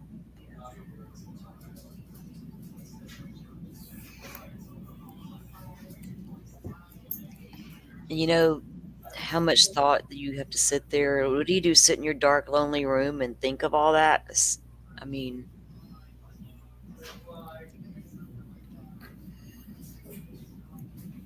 and this tells you about how the prep section has the 5 entries: setup, stage, holding, area, table, and the crossbar and the hard point, like we went over. And it's the hard point refers to in the field of sexual suspension bondage. See, I don't know all the correct terms, so I'll be describing stuff wrong, y'all. I'm sorry. That's what it is. And it affixed to the ceiling that supports the weight of an individual being suspended off the ground, which is corroborated by Heuermann's significant interest in pornography, and the subject is either suspended, tortured, bound to a table, decapitated, and their breasts are mutilated, which is consistent with foregoing notations regarding suspension as well as the condition of the victims described. So yeah, um, any thoughts there, Mom, Kimber, on this This guy? is going to sound completely off the wall, but I wonder, just from listening to this and like looking into this case and what I see that Catch Lisk posts on Twitter, I wonder if Mm-hmm. this guy watched Dexter. Oh, I've heard that. I've heard that it was like Dexter. he So, I probably. because I know Dexter inside and out. Like I can tell you every single episode. I can almost recite them as they come on. Please don't think I'm a weirdo, y'all, but My it daughter is what loved. it is. Yeah, she was obsessed with that show. Yeah, Mom, that's really good because they learn you learn a lot, right? You and it's interests you. So they're gonna be drawn to things that interest them that they can Hmm. relate to. So yeah, wouldn't surprise me at Yep, all. and like Kimber brought up D. Snyder last night. Parts of strange that land. movie remind me Yes. of Herman too. Yes. And if you notice here, the recon reports, he video cameras on that's the LIE is the Long Island Expressway, Route 112 to Route 110, and I'm guessing equal 33. He's talking about maybe 30, maybe that's 33 minutes. Could be, I don't know. Video cams on Southside Parkway, Route 231 to exit 30, equal 10. Not sure. But Target One info, and I'm guessing that's her cell number, beat voicemail, and that says old, so I'm not sure. And then he's got takedown, pickup, hunt too long, seen in the area too long. Remember, don't charge gas. So he's not going to charge his gas. He's going to pay cash for it because of the fact that he doesn't want. He's not going to leave a paper trail. So Yeah, he's going to pay cash for his gas. Recon yeah, for video cams in the pickup area next time. So obviously, maybe there was a video cam and he was afraid he was seen on that video cam. So he wants to make sure that he recons for video cams and he's not seen on a video cam the next time he picks up a target. yeah. He's gonna pick where he meets them 9 times out of 10 because he's Yeah. already gonna be meeting the purpose of getting them, or getting in touch with them is to meet them. So he's gonna pick areas where he feels it was best for lack of cameras in the area. So they can't place him in the area with so and so at a certain time on a certain day. Like, met for dinner here. And he did. There is a victim that said, and I have no reason to not believe this woman. Her name is Nikki. I've watched several interviews with her. She hasn't done like a ton. She's not out there trying to be that person, but she has done a few interviews. She has never changed what she said. Never, not one time. And she says he called her. They set up a date. and she met him, and they had dinner. Kimber and I, we reviewed it. We'll pull it up, and if we don't get to all of it tonight, we were going to do a part two because some of these cases will take a couple of parts. You can't just do it all at one time. But she, oh shit, guys, I just lost my train of thought. What was I talking about? The which one was it? The video. Nikki. Okay. Nikki. Oh, hold on a second. My son's saying something to me. I'll be right back.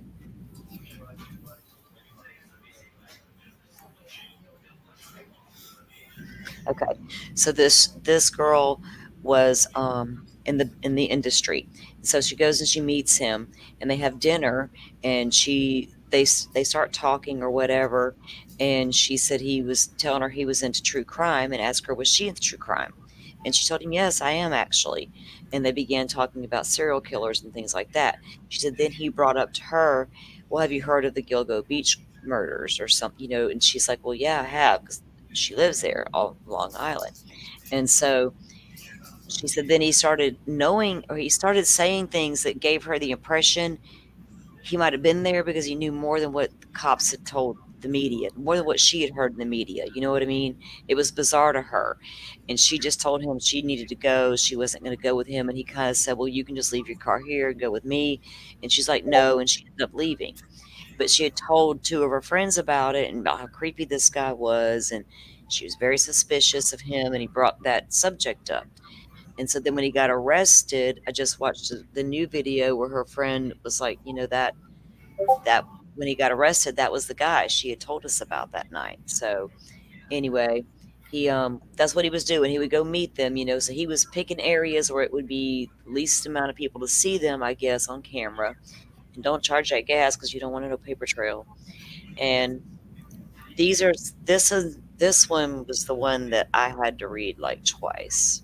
It's gonna Mm. be graphic. Let me just throw that up there real quick, guys. Um, so body prep. This is gonna be after he got done with what he called playtime. So he would have to wash the body inside and all cavities. I gotta have a sip of my coffee. Hold on. Remove trace evidence of fingerprints and hair. Remove trace DNA. Remove ID marks and tattoo marks. Remove marks from torture. Remove head and hands. Package for transport. That's what the kind of stuff his victims had to say. Now, granted, they didn't suffer once this stuff was happening. God, I hope. But what they suffered before was it was the stuff nightmares and those crazy, unbelievable rated R movies about the creature guys are made of. And hand in Don't you? hands, that eliminates fingerprints and teeth. Yes, Yep. exactly. And then you have to wonder what was he doing with these things that he removed. And remember, he had a burn barrel on his list of prep. So he had his burn barrel to work with. There's no telling. I wonder, we have to wonder if some of the evidence they recovered wasn't bone fragments and things of that nature because he was prepping and doing all these things at his home. So, and what I don't know though, was it taking place inside that house? Apparently not. Or was it all in that cellar? Do you know what I mean? Was there, because once you can't see in there, I was telling Kimber, I was like, I wonder if there's dirt in that floor. Is it floor? What's going on in there once they get in We there? What do we got I've going got on? we got to find a blueprint. We got to get in that cellar. Has to be, because you have a holding room, or you're holding whatever he called it, your holding room, and then you also have your table and your suspension apparatus deal there. So it's not like it was easy up, easy down kind of thing. You know what I mean? I feel like it was there. Does that make sense? Yep, like a pulley in a wheel. Yeah, like in the basement, nobody goes down there but dad or whatever, and maybe nobody went in the cellar but him. That's where all his business took place. Lord, because the wife and the kids lived upstairs. If it wasn't if all that was going on upstairs, and nobody. I get they're telling us they were out of town, but if all of that was going on, eventually I'm gonna figure it out when there's gonna be a drop of something you didn't get. I'm gonna notice. Okay. So he needed to dispose of the following. You got your tools and your devices, T1 clothes and personal items. You know what? He wasn't very good at getting rid of them devices, was he? He tended to keep them. He couldn't help himself, I guess. Um, Target one, clothes and personal items, drop cloths, wipes and towels, props, toys, wood items. Props, toys, and wood items. It's pretty self-explanatory right there. Am I right? Yes, Yeah. anything that blood could have gotten on, or that would Mm. have left touch DNA, trace DNA, anything that could have left DNA, he had to get rid of.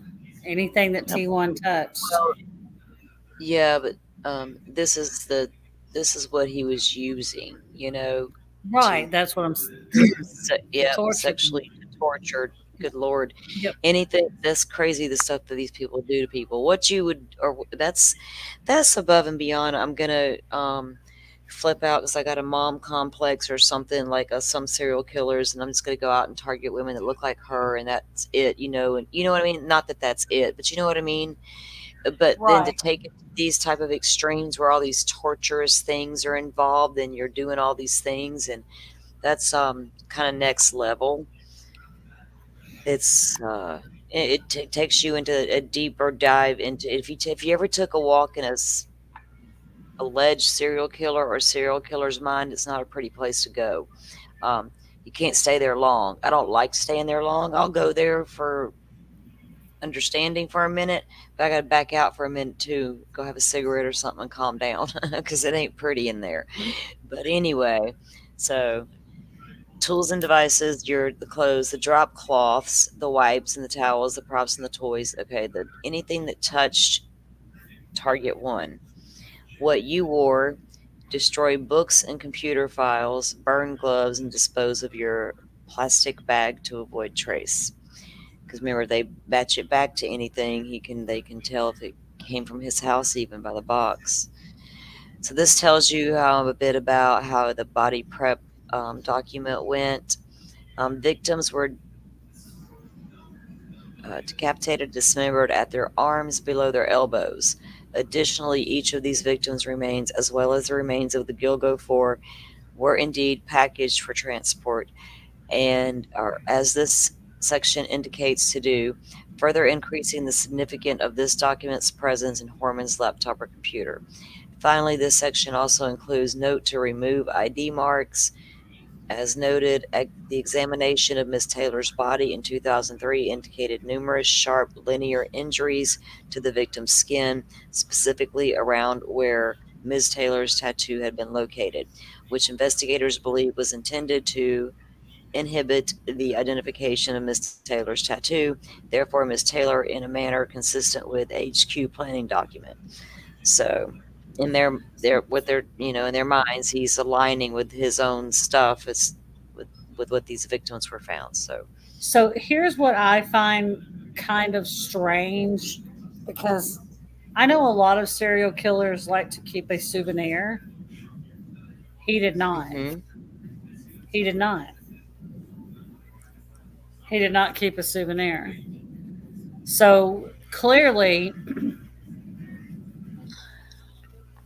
he killed for sport. He killed them for sport. He killed them for Well, the thrill of the kill, the thrill of the kill, and that was it. there's a lot of talk about that because he was an avid hunter, and Yeah. the So way it the was. bodies as he evolved, and given the areas these they were the remains were found, given the areas, the locations, Gilgo and up in Manorville, things like that. It was a hunter aspect, and that's not unheard of with serial killers as well. But I think it's more rare, probably, maybe, I don't know, but he does a lot to the victims once he has them. So there's that. It's like he incorporates two things there almost to me. I don't know, but it became like a sport for him. But to me, if you these writings, the fact that he really, I guess he thought they really were gone because they had to really dig and get these things out of there, and they go through how they did it on the technical side, because Right. they'll have to do that in court and show people how they did it and blah blah blah, but they did it. So And it this doesn't. is, We don't see anything yet to say he did keep anything. So you're right. There's that because, but I don't know. Do they all keep I mean, I something? don't know if they all do, but I know a lot of times when I've heard about serial killers on the news, they've found something of the victims there. And Sometimes they'll keep they'll leave a calling card or they'll keep something. But right, of the I think victims. But I like don't know. this right here is where he realized that he had made some mistakes. So these are things that he needed to remember to do Oh next yeah, time. he was That evolving his craft. he was, Basically. yes, So and that he when So they had, do stuff like this, they have to I'm trying to do this without being super graphic. So they want to relive the moment. yes, So each one has a different little sensation that tickles their fancy. So you have right, some that keep trophies. You have some that keep digital evidence, being old cell yeah, phones with pictures and videos on them. And then you right, hmm have some that return to the scene of the crime and yeah. hey, there you go, they get their jollies that way. right. But like here, he was, Salty, do you want to take this one or do you want me to? What? Say hello. No, this Talk thing, the about. things to remember. Oh, oh, the things to remember. I heard you say Dago, so I didn't have chat pulled up. I was doing Oh, something. I oh, see you there. Dago's in here. Hello, Dago. Hey, we're reading from this document that came down in the Rex Harmon thing. So yeah, the things to remember. Look, sound travels, and you referred to the birds outside. Control the amount of air in and out to control the noise. Now, when I first read that, my mind went totally to a different place. But Kimber's like, the air, like the air conditioner was like the sound to cover up the noise from down there.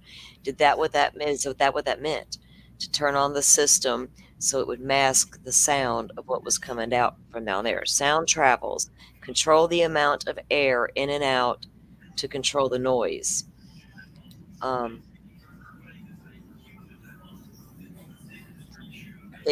it's hard for me to explain what I thought that meant when I first read it. Not hard for me to explain. I just don't know if it's appropriate. So anyway, um, get sleep before the hunt because too tired creates problems. So apparently, he learned that lesson. Hit harder, too many hit to take down. Consider a hit to the face or neck next time for takedown. So your first go tos, maybe there was issues, you know what I mean? So you had to perfect the way you did it. That's crazy. More sleep and noise control equals more playtime. Use push pins to hang drop cloths from the ceilings, not tape. Use heavy rope for neck. Light rope broke under stress of being tightened. Um, So so see, he was using tape on the drop cloths previously, and the freak realized that the that didn't work tape anymore. wasn't working, so he had to start buying push pins for the drop cloths to hold them better. And he I can't. realized, Yeah, "Ooh, yeah. With them drop cloths up. I guess cover your man. Use your push pins to do your thing, but use heavy rope for the neck. Light rope broke under stress of being tightened. That's really that just gives you a deeper insight into was being suffered in this torture chamber he created. And it's Yes. sad because it's no matter who was in that room suffering that level of torture by this madman, it's not really taken. I don't know. It's taken more lightly because they. I don't know if it's because of their sex worker, status. I don't really know if it was college girls would it make a difference. It's hard to gauge that. I would hate to think that, but this is sick son of a bitch shit level right here. And the next one could target your beautiful college girls or whatever, the young mom in the new neighborhoods and stuff like that. Because you don't Well, freaking know where so these freaks live. These freaks are everywhere. I Y'all be do, I do, I do think that you are right that it is taken more lightly, because I do think sometimes it is taken more lightly because it is a sex worker, because some people are like, oh, well, they were just, oh, it's just a prostitute. But like we were discussing last night, it doesn't matter. They're still somebody's daughter, possibly somebody's mother. oh They are yeah, still we a never human know. being, but Yeah. people dehumanize them because they think, oh, they're just a prostitute. No, they're still humans, and but people dehumanize them because they're prostitutes, and that's not right. No, we don't know what led them to what they were doing and No, we don't. all that good stuff. They all had families, and these women were looked for. There were families that advocated and looked, and then when Right. there was an attorney that got involved. Okay, let's see. Let's go here because we'll play her thing in a minute.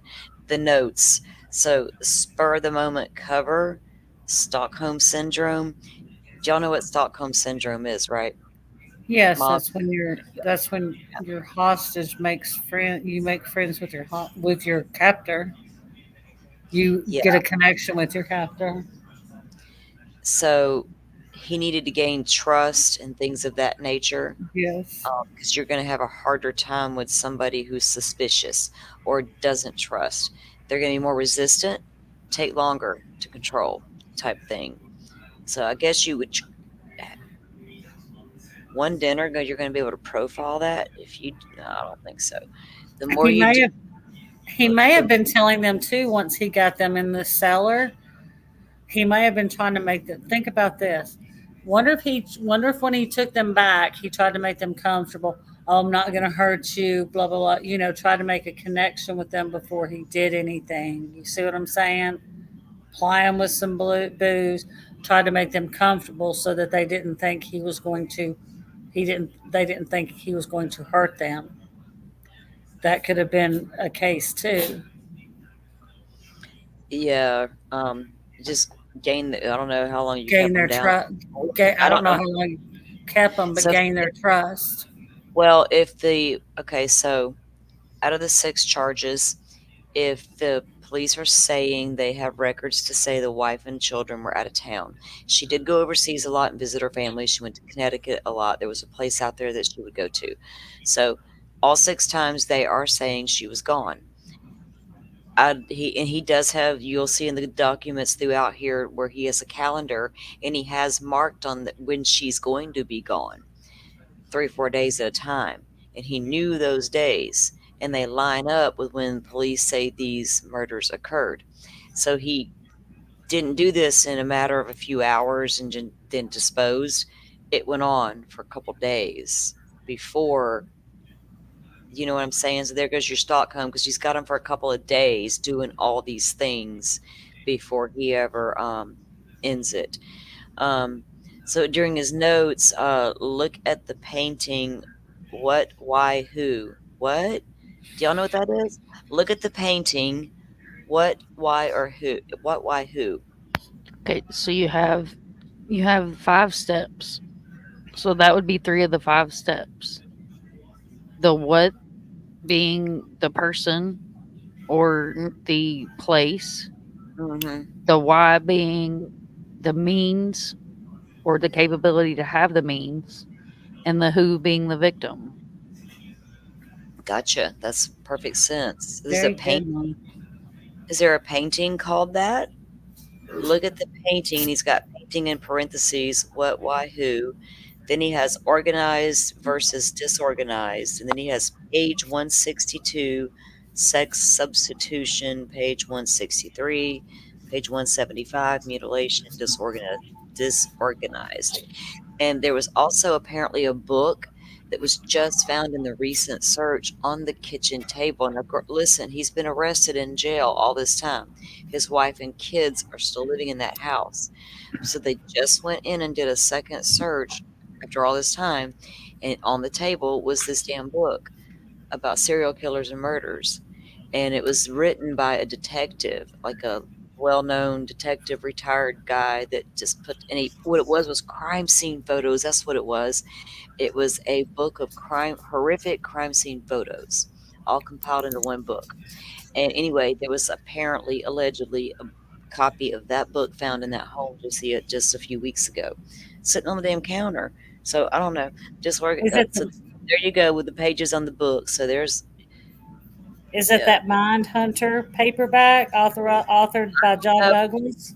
I'm seeing a pattern between suspected killers and pages from books. Mm. Okay, well, here we go. Page 162, substitution for sex, and 163. These 162 of said book does indeed reference sex substitution, which means you would get with an object. So, as Douglas describes, the rather horrible sex mutilation and masturbation over the victim's body, but with no intercourse. Oh, sorry, y'all. Didn't know I was going to say that. The penetration with the oh, wait a minute. Hold on. Oh, Mine Lord read have it is I mercy. can't when I before I go to read it, I'm like, "What did that just say?" And I don't wanna freak any of y'all out when I read it because like I said, I tend to do it matter of factly. If you can see it, I can't tell, like I said, how well you guys can see it, but apparently you can. I'll read it if we're a very small group in here and we all know each other, so I'm reading it. I'm sorry. The penetration with the umbrella and pen were acts of sexual substitution.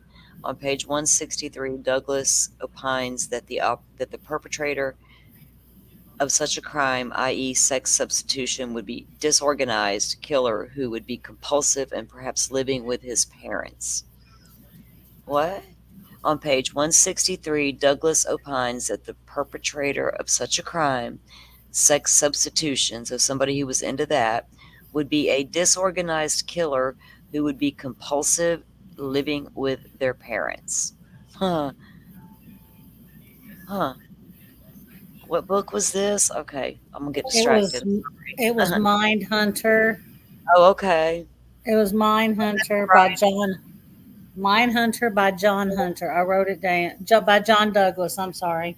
That's right. We reviewed something about that, didn't we? Okay. According to the notation contained in the HK planning document, it is consistent with the aforementioned book and the page number. So that went over that.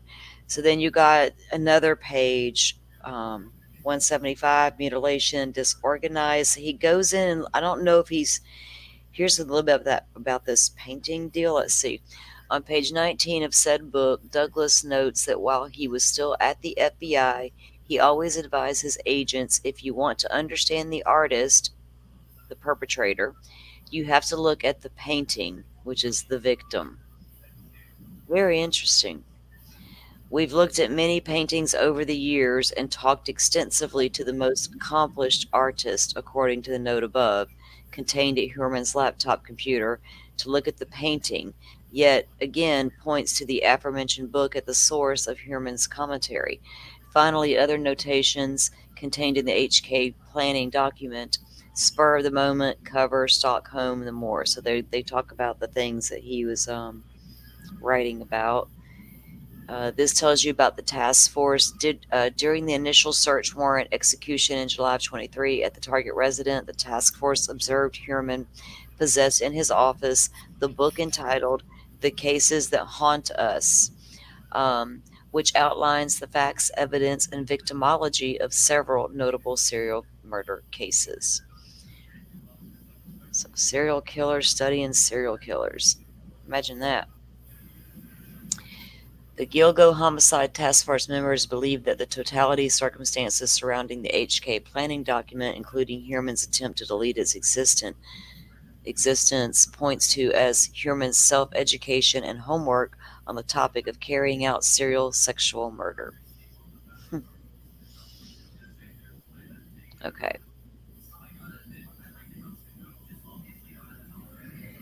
So this was, did we go over all the ones that were in that one? Let's see. The body Wait, prep. go back up one. Go back up just for just a minute Okay. to that first page. Let me see something. What did Up that? here. Beginning of Yeah, the document or hold on. What did that say exhibit? about spur of the moment? Go up just a minute. Okay. Go Back to up to the Exhibit A. No, Exhibit A. start. So Down. go. Go down to Exhibit A. Okay. Well, Where maybe did it it's no Exhibit B. There's nothing under Exhibit A.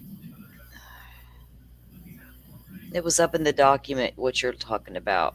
Oh, What were you, okay. what were Never you mind. asking? You can go down. Never mind then, What was because I it you was. said? You can go down. Never mind, because there was something I thought I saw on the list, but Well, here's the list. Let's see.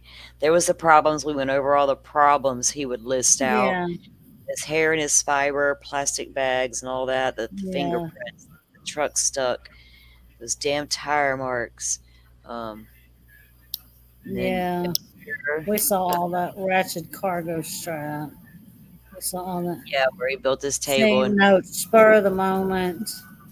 change your The more tires. you do, yeah, the more you do, the more clues. Okay, yeah, we saw all that. So, Mom, what do you think? That was the end of the document, guys. We didn't read the entire document, but we went through all the exhibits that with all the list of all the things he was talking about and doing. But yeah, I think he studied other that, serial killers. I think he seriously like studied this, and that's why we have a Word document. I think he studied them. Like I said, I possibly like I feel like maybe he was a fan of Dexter, you know, maybe he like looked into like BTK and other serial killers and took what they did and was like, these are no-nos, don't do this. But to me, he yeah, seemed like he seemed very calculated, and that this was not a crime of passion, but a crime of fulfilling an open need, like a craving.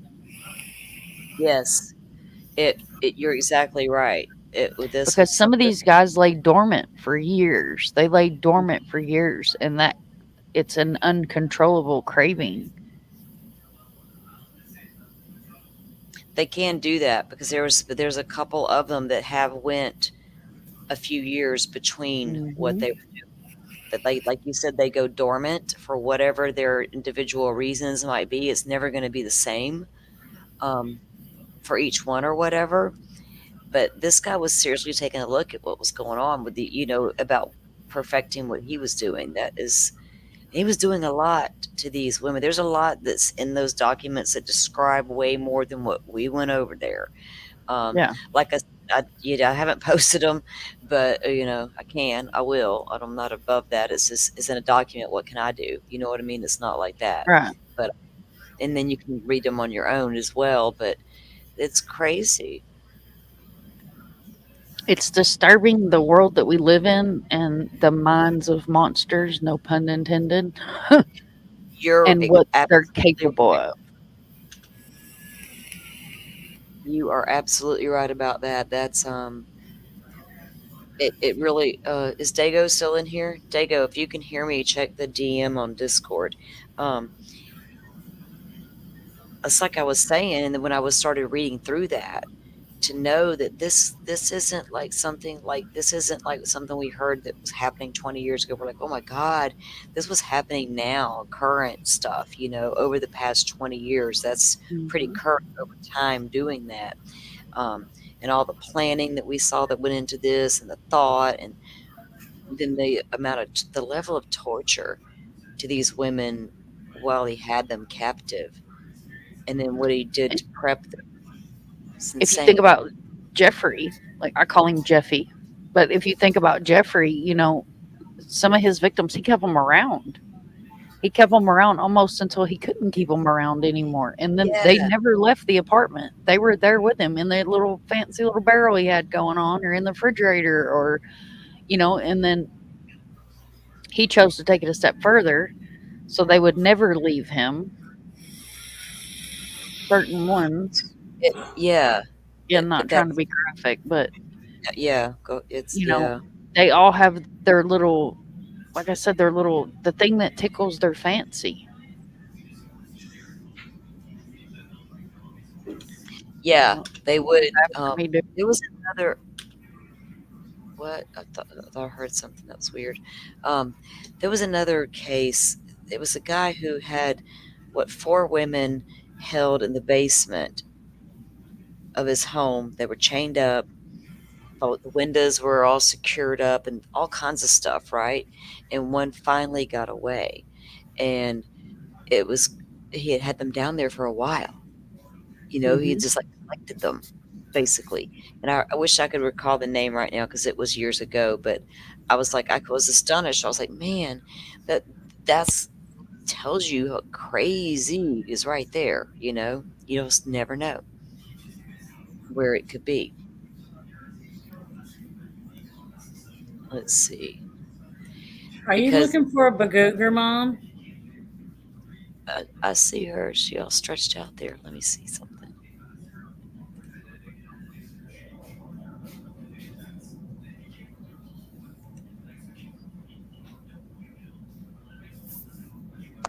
So I can't get into a bunch of detail about it because for personal reasons, but he knew one of the girls that was involved in that. So I was asking him if he remembered the guy's name. Yeah, let's see if I She saved. completely revamped her life and re-identified herself and stuff. So he won't talk about it publicly out of respect for her. You have to. I mean, you have to.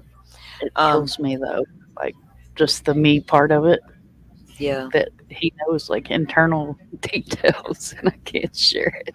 I know. I know. I mean, there's that's the.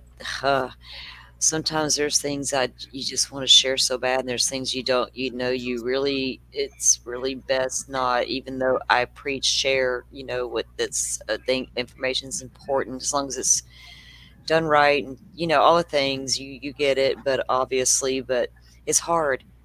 It's like the moral meter, you know what I mean? Like the Yes, that's exactly what the I crime called it. in me's like, Yes. hey, hey, and then the moral side of me's going, no, ma'am, no, ma'am. Yeah, exactly. I got like that, that little angel on one shoulder, that little devil on the other shoulder. It's like sometimes they be in constant battle, and like I know which one needs to win, and I'm not in the mood to battle. So I, We got yeah, sword fights going on back here. What are you talking about? I know, right? It is a Oh my battle, god. and even if you think you're doing the right thing, you might not be. So you have to. That's really when it gets hard. You're like, well, I'm gonna do the right thing. Well, is it? Or it's hard questions. Hard questions. Um, oh, Oh, hello. hello. Hello, Digger. Hello. Welcome to our front porch. Mm-hmm. Thank you, thank you, thank you, thank you. So yeah, we were going over the craziness of a serial killer's mind. Yeah, I said that looks like a instruction manual on how to build a better serial killer. Christ, Yeah, it got deep, and there's a lot crazy. of things in that thing. I was going to play Shannon Gilbert's 911 call here in a second, which is what sparked the search out there on the beach, and that led to the finding of the bodies. And Mm-hmm. but yeah, that's what we were discussing. We were just like the people that are out there, these crazies, and what they're capable of doing. Because this guy was doing a lot. My God. Obviously, like Jesus, you can't. I can't imagine the. It's a lot. It's just a lot. It is, and when you first read it, like last night, I had to stop. I kept stopping because I didn't want to.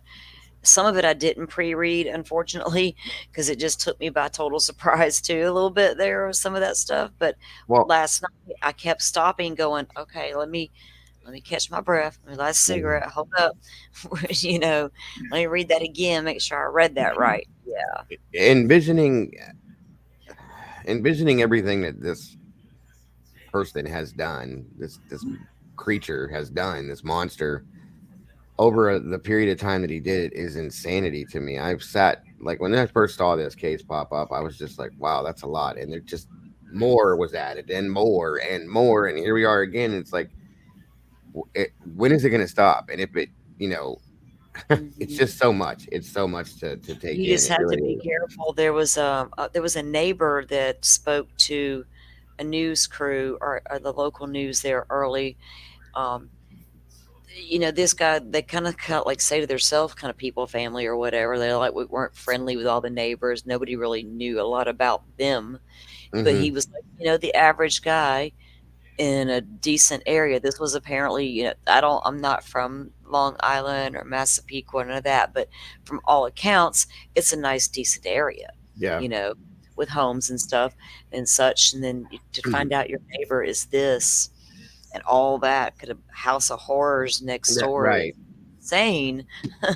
That's what I mean. Like you walk past people like this in a grocery store, and you sit in restaurants next to these people, and sit at Yeah. red lights, and then you're just like, then when you see these after the, you're like, Jesus, how does this? How do people function in society like this with us every single day, and we don't know it? You know what I mean? Hmm.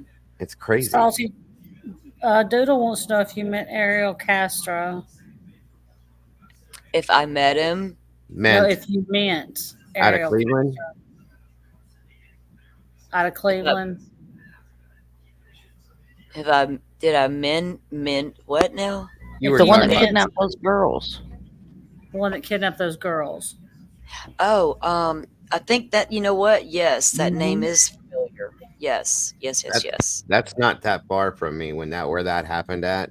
I've actually been past that house when before like when they were there inside that house. That still blows my mind that they were there that long and nobody knew. Yes, that was his name, wasn't it? Hmm. 'Cause that's really super familiar. Yeah, he had him down there. I don't even know how long those girls were in there chained up And and 10 in the years. room. Yeah, it was insane to think that could be going on right there in society by the guy you pass every day at the store or the post office or whatever the hell, wherever, whatever the That's what things. the neighbors It's were saying. crazy. Yeah, it's Mm-hmm. crazy. I mean, Like mom said, Dahmer would keep his victims around and do the things, and what his yeah, neighbors, it's yeah, crazy. definitely, definitely. I that's close to me too. Where Dahmer grew up is it's the other direction from me. It's actually closer. It's 20 minutes from me as compared to 30 minutes with going for Castro's place. But Well, it's just we crazy can't to ever think about say these never, things. can we? Right? We Uh, can't ever say, well, it wouldn't no. happen to us, or we wouldn't know anybody because, darn it, you might. My mama always said, never say never. Hmm. Like all that shit she used to say, you're like, I wish she wouldn't say. You get when you get older, you get it, you know. But I'm gonna play this real quick. It's only a couple minutes. It's the 911 call. I'm sorry, Shannon Gilbert. Shannon Gilbert was out there on the Gilgo Beach area. She was a sex worker, and she Yeah. was This. out there with her bodyguard slash. I don't know if he was really her pimp or whatever, but he was her bodyguard that night. They tended to have these guys, This. and he would be the driver slash bodyguard type guy. This So he caller's. goes out there. Yeah, you heard this Dago, didn't Oh you? Have yeah, you? this is rough. I Yeah, played this about a year ago. This is rough. It really yeah. is. So this is what led to where we are now because it sparked all the searches. Okay, Hmm. let me get my screen share, and I will get back to at this shit. Sorry, I do cuss y'all. Okay, here we go. Let me. All right, here we go. You ain't got to apologize. Gilgo Beach mystery. Today, a bit of a shocking. Okay, everybody hear it? Okay. Uh-huh. Yes, All right, very much I'm not so. going to pause it. I'll let it play because it's only a couple minutes. I'm going to go grab another cup of coffee while it's playing. I'll be right back. Finding. Police now say that they do not believe that Shannon Gilbert's death is a case of murder. But they hope this and other evidence they decided to release today will help them solve what has been a rather embarrassingly long unsolved cases of mass murder, the murders or other kinds of deaths of 7 other people in Suffolk County and 3 others in Nassau County. Eyewitness News reporter Kristen Thorne is live in Brentwood with our lead story tonight. Kristen. Liz and Bill, police have been saying for quite some time that they weren't exactly sure if Gilbert was murdered or if she died in a marsh near Gilgo Beach. But after hearing these calls today, it does sound like that is a possible scenario. No, stop it, please. Stop it, please. Please stop it. Please stop it. No. In the 23-minute 911 phone call released by police from 2010, we hear Shannon Gilbert go from scared for her life to confused. Why are you calling me by my name? What's the matter? Are you okay? What are you going to do? What are you going to do to me? Let's go back to Manhattan. Police say that's the voice of Michael Pack, Gilbert's bodyguard. Police say Pack drove Gilbert to the home of Joseph Brewer in Ocean Beach. Brewer had hired Gilbert, who was a sex worker. At some point during the meeting with Brewer, Shannon reportedly began acting irrational. Please, can you shut the door? No, time to go. Please, something's going to happen to me. There's nobody outside. You're okay, right? After that, Gilbert runs out of the house. She starts knocking on people's doors. Those people call 911 too. 43 the Bayou. Some woman is knocking at my door. She says she's in danger. The last thing we hear on the call is Gilbert running again. Police say they believe Gilbert ran into this marsh in Gilgo, which would have looked like this at the time that night. They believe that's where Gilbert died. Right now, we believe it's a tragic accident. Police do not believe Gilbert's death is related to the murders of other sex workers whose remains were later found in Gilgo. For the first time, they're explaining why. In this case, she's found on the south side of the parkway. In all the other cases, they're found on the north side of the parkway. In this case, our victim called 911. None of the other cases resulted in 911 calls. She's found with her identification with her. She's found with money with her, with cash with her. There's no effort to conceal her body. So I think the real news today is that for the first time after all of these years, we have police acknowledging that they do not believe that Shannon Gilbert's death is related to the other murders of sex workers found in this area of Gilgo Beach. And that is very big news. Police say that Brewer and Pack, if you were curious about them, they say that they fully cooperated with this investigation and they're not considered suspects in anything at this time.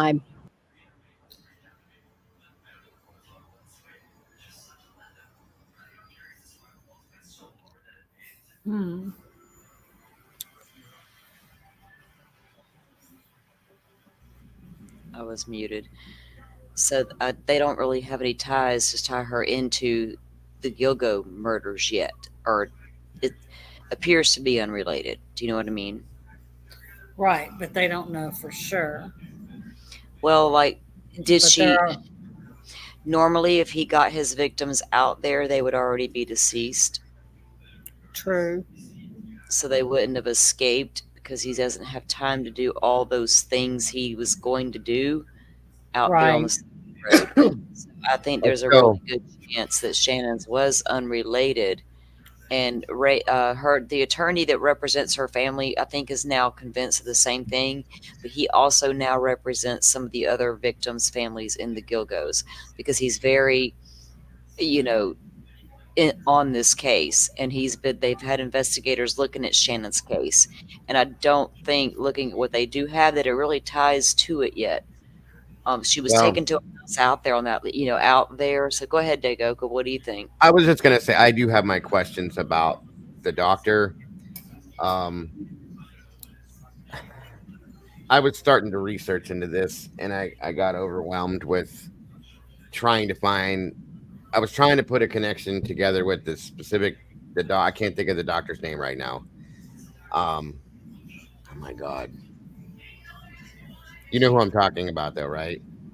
Where she went that night? Yeah, yeah. Yeah. Yeah, I can't Okay. remember what they did. Yeah. I can't forget because all the stuff we cover. I can't remember his name right now, but I was literally digging and looking to try to make a complete connection between this doctor and Rex somehow, because it was driving me nuts, and I can't do it. So I definitely have issues with the doctor, but I I'm at that point where I don't think they were related either. But still, it's still insane.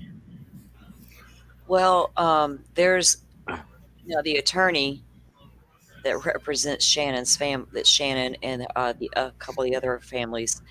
Um, he's not so convinced Rex Horman acted alone. Oh, I know, right? He doesn't I don't think really he did either. imply, yeah, he doesn't really imply who or how, but I think it's kind of implied. I'm not real sure yet. That I'm not going to say Well, anything. I'm not going to speak for this guy in any kind of way. But um, then there's let me look here. I saw I saw something about this, and I was busy, so I kind of didn't think about it no more. And then I saw Grizzly True Crime had something dropped about it, and I was like, hold on, let me. There was another person apparently investigated earlier mm-hmm. in the Gilgo murder investigations. Yeah. Oh, Let me see yeah, if I yeah. can find the guy's name. What was his name here? I, That's what I'm looking. I John Bitroff. So I don't oh, really want. Shannon's Bitroff, yes. Yeah. Um, Grizzly True Crime guys is she's cool. She's really good, but I don't really want to play her stuff. I'm a new channel. I Giselle. don't know what all the rules are on all that and how people are. If I get She's a little weird yeah, about you doing that. So I get what you're I'm saying. not gonna do so it, but I knew the name would be there, but we can look him up because I know there is a backstory there, but I don't know if people are trying to look into a connection between those two. Do you know what I'm saying? As a Right. possible part. Well, I I don't. do. Last year I when need I to write that covered this, um, let me see here. Last year when I covered this, uh, I started putting little things together with this doctor and these other people, and not to go down a rabbit hole, started looking at it. Mama Bear even said the same thing, as in the possibility of a group of people possibly involved in, like, especially with Shannon's scenario. And I don't put it past that at this point because of the way things fell into place. Um, well, I it, know it sounds a little crazy, but no. Here's the thing: if you're doing all the things you're doing that we read a while ago, hmm happening inside that home. Now, remember, I don't. Okay, so after he was arrested, and the attorney came into the picture for Shannon and all the other girls. So there was a woman who came forward, and she did an affidavit, and hmm she says that she was dating a police officer back in the day, hmm and they were swingers, oh and yeah. they went to one of the clubs there, New York, and there was literally flyers in the back, and you could go to. One was like, "Come to my house. We're swingers. Come have a good time, party, all the things." They go to that house just because they saw a flyer in a damn bar. It's Rex Horman's house, hmm according to her. They go in. Well, on the way to go to the house, they stopped and picked up another woman. This woman had just gotten out of prison recently. She was an addict, recovering addict, all that. But they picked her up and she went with them. So the three of them now go to Rick's Horman's. When they get there, his wife is home and is present and is aware of all of their presence and hmm allegedly is aware of why they're all there. But she had a problem with the girl they brought with them because she was a black girl. hmm So there was that. And then so at some point Rex and that girl go away. They disappear. I right. don't know what this lady and her cop friend and Rex's wife were doing. I don't know. But anyway, when they go to leave the house, she says they go outside, they get in the car. As they're going out, she hears this girl screaming and she turns around and the girl runs out of the house and she's naked. And Harmon Uh-huh. comes out and he grabs her and takes her back in. Right. And then she looks back as she gets to the car. She sees the girl come to the window and put her hands up on the window, like, don't leave me kind of thing. But Yeah. they leave her anyway. The cop's like, oh, it's cool. We're just going to leave her. Whatever. I don't know. They all Mhm. left. So during this last search, though, one of the things they did take from the home just a few weeks ago was that damn window. Yeah. The whole window. The whole Right. damn Right. window. Absolutely. Absolutely. See, I last year when I popped this up, we ran it I think for 3 days maybe. Excuse me.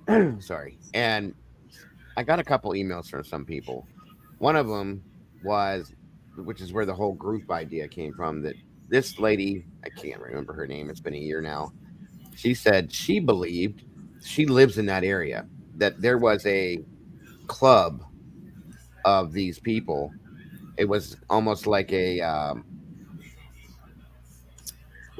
not a lodge, but like a self pronounced or self denounced you know what I'm trying to say, club that they put together of what the hell did she call it, the Millionaire Murderers Club or something stupid like that, that included doctors and high ranking people that were with the government, stuff like that, that were all involved in this little thing, and that they believed that Rex was part of this and a couple other people. And I looked and looked and I couldn't find anything else to relate to it, to verify anything that would make it make truth. You know what I'm saying? But I'm not saying that it wasn't true.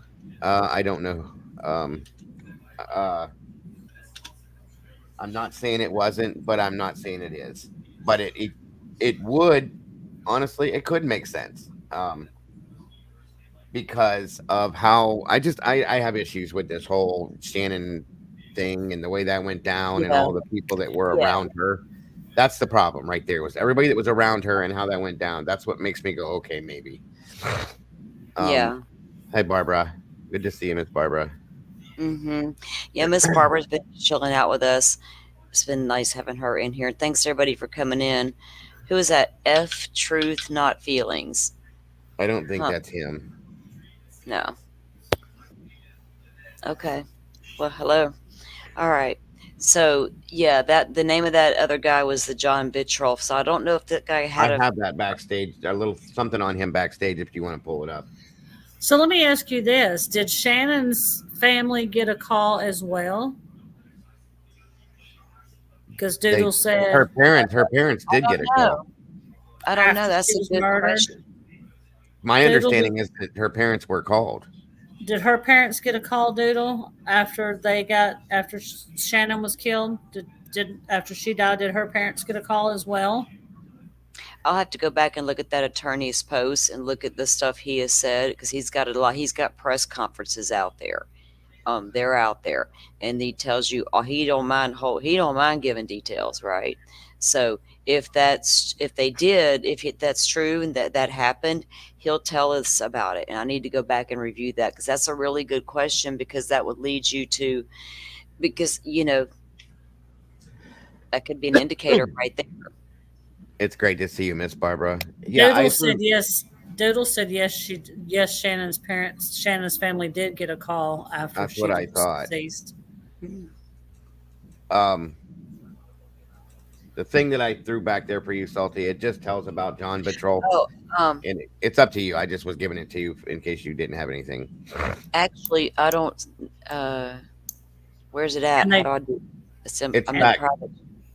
backstage. You'll just pull it up, click on it to bring it up on the thing, and then you can run it, or I could run it from this side. I don't. Actually, You no. don't have to. You don't have to. I Actually, was no, you're good. I don't see it though. I don't see it when I'm in. It's in back chat. I don't. Oh, I wait. Add to It's No, on stage. the bottom. yeah, Duh. backstage, I'm looking over here in the wrong damn spot, y'all. Sorry. and it's just Doodle, something that explains who he is and so on and so forth. That's all. Okay, cool. Thank you. Thank you. Mhm. Doodle said that her family got a call and they traced it back to the doc's house. Right. That's what I was Oh, talking okay. about. Okay. Yeah. Which is when in turn when I started looking at that doctor, like what's this all about? So there's a lot to this, you guys. It would take us weeks to go into all of it, but it's really interesting. It really is. You want me to play this, Salty? Yes. Go ahead. Okay. The issue with is that Peter Hackett. Um, it's interesting. It's very interesting. Sorry to interrupt. I just wanted to let you No, guys know you're who I was good. talking about. Yeah, you're good. Yeah, that's him. That's the one that you were speaking about. Right, right. Okay, I'll go ahead and keep going. Okay. Yeah. Sorry, not. I wasn't trying to take over anything. I just wanted to give you that so No, everybody that knew. no, you're good. I think that in my opinion, Shannon's not related to the Gilgo Beach Four, No, no, I and agree. Like, it's a totally separate thing. And it just, especially given the circumstances and uh, everything, how she was found, all the things that happened, um, but that's what led to the search out there, hmm which led to all the others. But I think this guy is a very high yeah, probable suspect in Shannon's disappearance, I right? agree. I And I agree. think they were wondering at that point, of course, you would wonder, well, could he be responsible for the other Gilgo murders at the time? Very But possible. crazy because we know things happen, but yeah, I think that's two separate things. I could be very, very wrong, but I don't. She would have to escape, which means she would have to be alive out there to escape, Yeah. which means he would have to be set at someone else's house, which means all the stuff that he was going to do to her would have had to been done at their house. And there's a lot of things I think about. So I'll be spending time debunking my own damn theories. I drive myself crazy. I There's a drive lot with myself this case. crazy. I sat with my wife. She's interested in this one.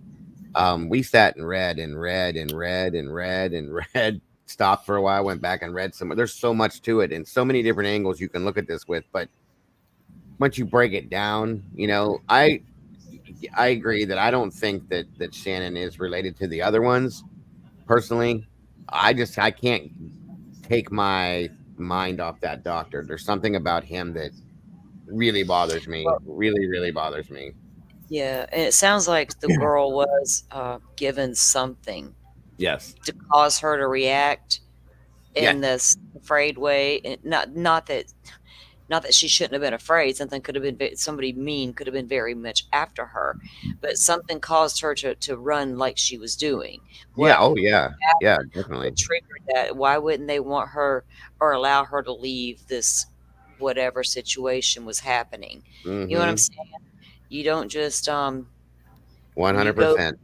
you go to try to contain the person from leaving, that's kidnapping, right? Mm-hmm. Yes, S- ma'am. Excuse me. But Absolutely.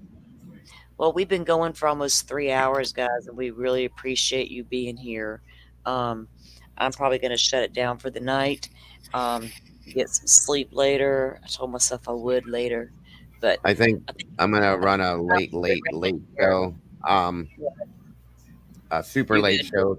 Yeah, I'm gonna run one just for whatever. So, Well, I'll any have it on, of course. What I'm gonna do is I'm gonna go outside, y'all, and I'm gonna sit down and smoke a cigarette.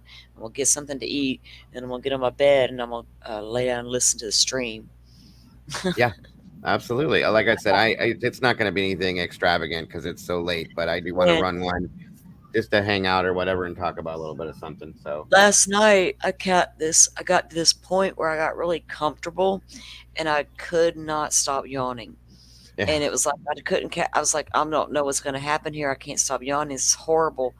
And then finally, it's like it passed. It's like I caught a second wind. You know what I mean? It uh-huh. was weird.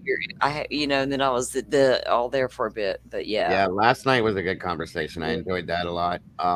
I yeah, really I've appreciate heard your. some of the other chatter about others' takes on it. Not maybe one or two, but that was for a few minutes. But Yeah. um, we agree there was nothing there except for that car stuff. But it was No. good, good conversation, and it was a good stream. But I appreciate you Absolutely. guys all being here and coming in, listening to the Rex Horman stuff. And like I said, it was a heavy stuff to talk about, but you guys we told you and warned you. That's all that, Yeah. you I'm know, sorry I came in so late. sure. My wife demanded that I watch a couple movies with her because we haven't spent a lot of time together lately. So I had to do that, and Hey, I enjoyed it. go Yeah. sub up to my channel, What channel? Timber Crimes. You have a channel now too? Okay. I will do that. I It's will called. check it out. I don't have the link. I can't post it because we ain't got a mod yet. Okay, no worries. It's Kimber Crimes with an S. Okay, I'll check it out. No worries. Absolutely. I'm just posting stuff and things, missing Gotcha. flyers and stuff. I don't know if you guys saw, but they did drop a document in Idaho. It's one, but Oh nothing. yeah. Yeah, it's the second amended order for disclosure of IgG information and protection order. So they're And Did you disclosing see it. what dropped in Maddie's today? No, Mom, I was about to say to you, we need to do a Maddie update. I need to go look at stuff. What we got? that's what I was going to actually ask you about Well, because I didn't get to thought, see it. yeah, I It's in my thought. Discord. Oh, okay, I hadn't been in the Discord in the last. Well, I peeked in earlier. Um, Hmm. I thought that there might have been another piece of camera footage that came out, but Maybe I'll I pull it up. got to go back and check with to see. But yeah. So what we get? What was the document about? Just Florida made the decision to go forward with the DP charges oh, to awesome. get the DP trial Oh, on that's him. great. That is great. Good. Good. You need to update your community, Dago, that's following that case with you, because Yeah, I think I'll probably talk about that tonight then. Just show, give them that update and tell them about it'd be a couple different little things, but we'll talk about it. Absolutely. yeah, Um, I'm waiting on some more document because they're they've interacted the defense, so their documents will be coming down. Now, of course, they're going to get sensitive because of the topics, but a lot of them will be coming down. But we'll get uh, I don't know how much more body cam stuff we'll get right now until court. I don't know because that one big redacted part from the apartment or from the townhouse when the two cops go back to confirm to right. what Maddie was wearing talking to Jen, that whole thing was redacted. But Plunder put something out about that body cam stuff that I have not reviewed yet because I had a lot that I was been reviewing, so that's kind of been on the back burner. But now that Mom brought that new document, now want to go see if there was anything else new that come along with that. Yeah. So I haven't Yeah, seen I'm gonna anything. I'll probably just talk about yeah, it lately and let that's, everybody else talk about it. So yeah, um, oh yeah. anybody There, that's interested, come on by. We'll run for a little while and hang out and BS. So yeah, thank you I'll for having me, chill out. Chelsea. Well, thank you for coming in. Excuse me, y'all. I was yawning. When I Absolutely. start, I won't be able to stop. Damn it. This afternoon wore me out. It's like this running around, and it rained for a minute. Then I got home, and all it did was rain. It's like now I just want to. But anyway, thank y'all for coming in. This would have been Sunday, probably would have been a Sunday stream, but this year, why did I say that? I was looking at something on the computer. Sorry. This Sunday, I went to my granddaughter's party, so I didn't do the stream on that day. And like I said, there really is not a set schedule right now. None of that really, it is what it is. But I'll try to We let y'all just know do it, and it will be planned, and I'll know what we're talking about. So, we yep. just come on when we just kind of go, oh, okay, let's do it. Well, eventually there will be a little more of a schedule to it. Right now, I'm just getting my feel. You know what I mean? Like I said, this probably would have been on Sunday because I know Sundays I'm probably going to be at home. It just happened to be this one. I had to go to that party. So, anyway, Salty Absolutely. otherwise, says Salty night during. says you want to go live, and I'm like, okay. Yeah, it might not be too. I don't like. I don't know. I'm weird. It just depends on my mood, I guess. Usually Mhm. it'll be scheduled so I can know what's kind of up. Kind of. Anyway, thank y'all for coming in and listening to this. I'm not sure what the next one will be yet. I haven't really decided now. Well, I think I have. Interestingly enough, Dago, there's a new documents that down in Delphi today. Oh, really? Okay. And Yeah. there's a BH mentioned all through this stuff. Okay. All through it. And it's like this is just too damn not to talk about. Yep. But so I'm going to be getting together some Delphi stuff, and I'm going to, Delphi. So it's just going to take a minute. But this So we might kind of have to start with this and then go backwards for people. But anyway, yeah, it's stuff with Brad Holder and the whole thing. So All I'm gonna be right. putting for that, and I'll let you guys know when we're gonna do that.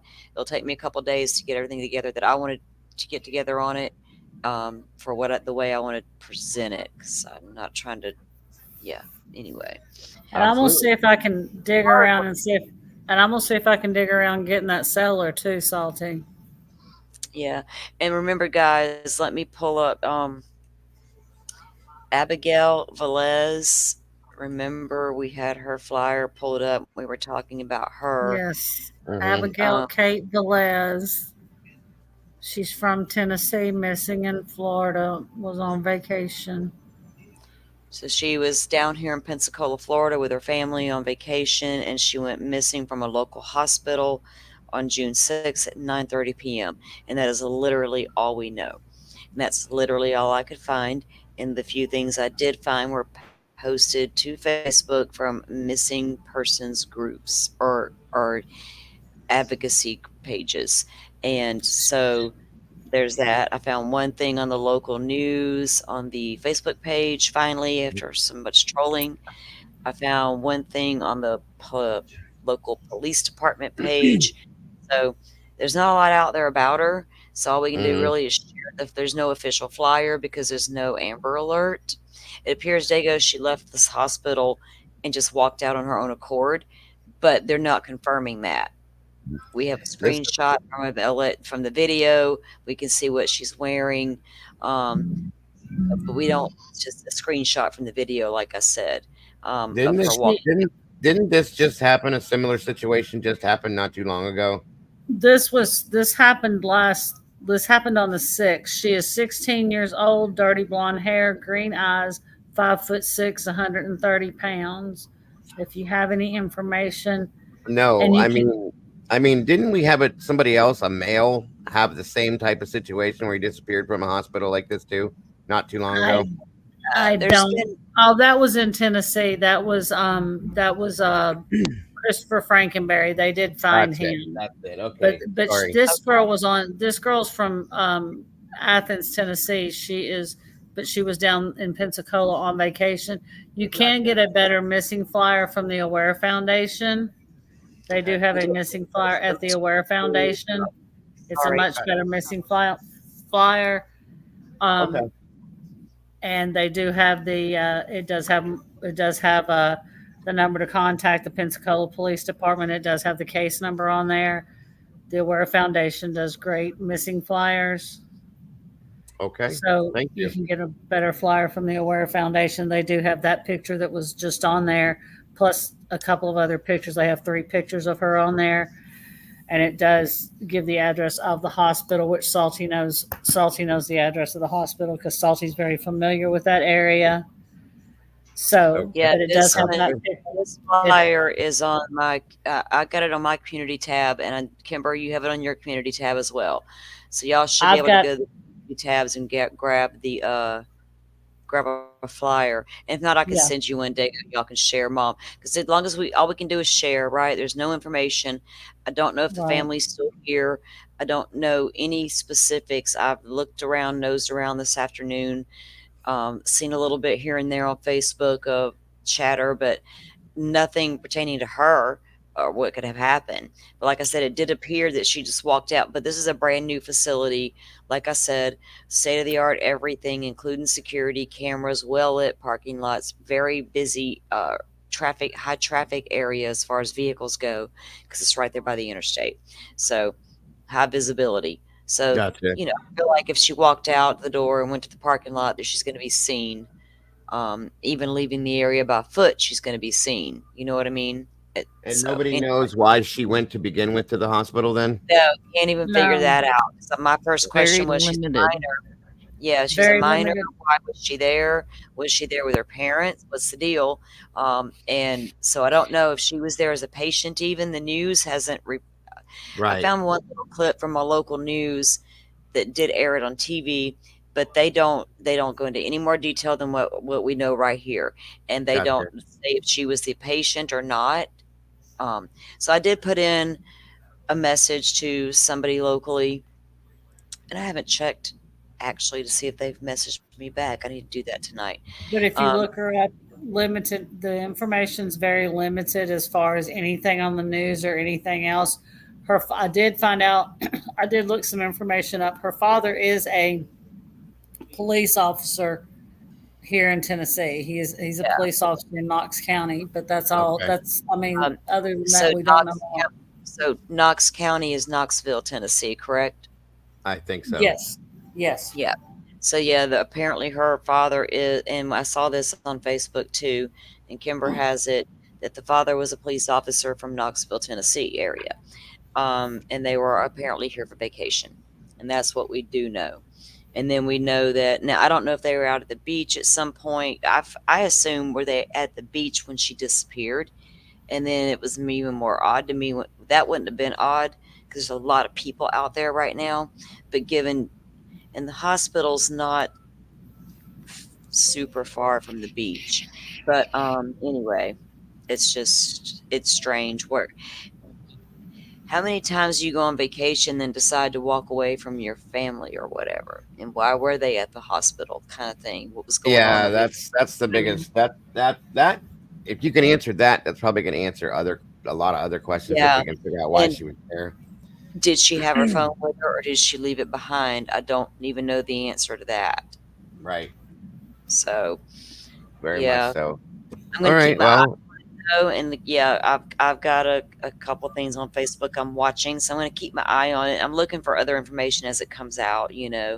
I might make some calls tomorrow about it to see if I can get a little bit more, just to find out. I mean, there's nobody like the family if they're here. Nobody's come out and said anything. I didn't know about this till Kimber told me about it. And once hmm Kimber told me, I was like, wait a minute, I'm literally driving this stupid 15-mile stretch. Let me go pull over down here where I normally would pull over once I get to town. So I did all that and I started looking. So off and on throughout the day when I was busy doing my errands with my kiddo, I was hmm looking at stuff. I couldn't find shit, just barely here and there.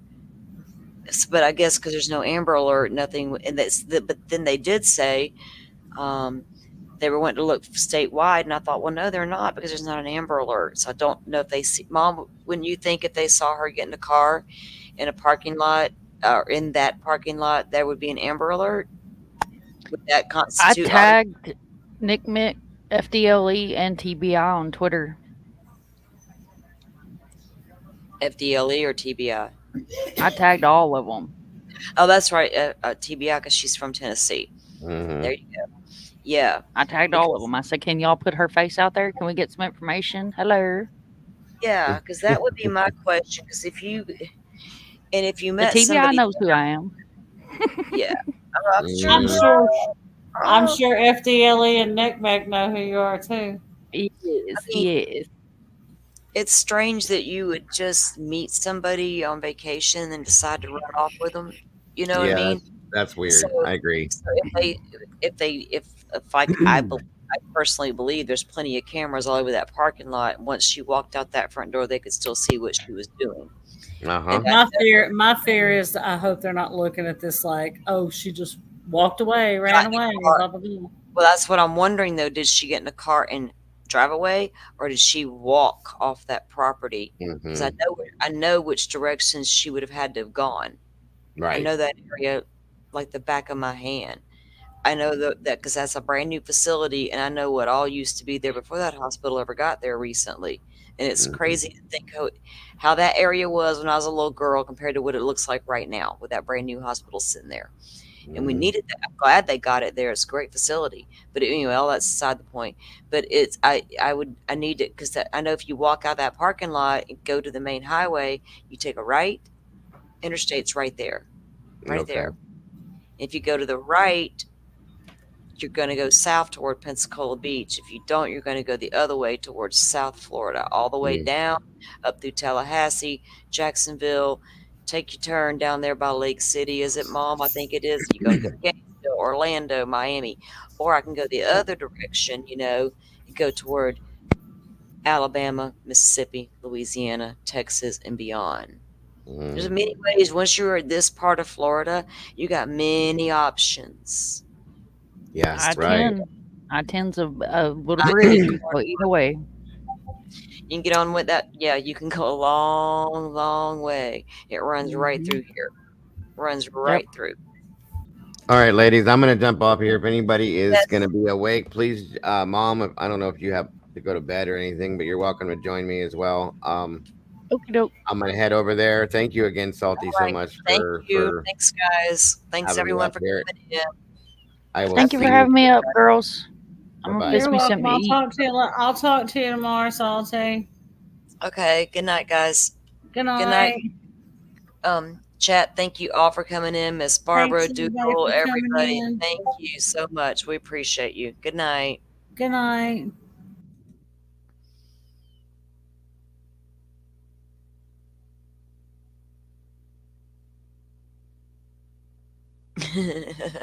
I'm still reading. Okay, good night, everybody. I was reading the comments. Have a good night.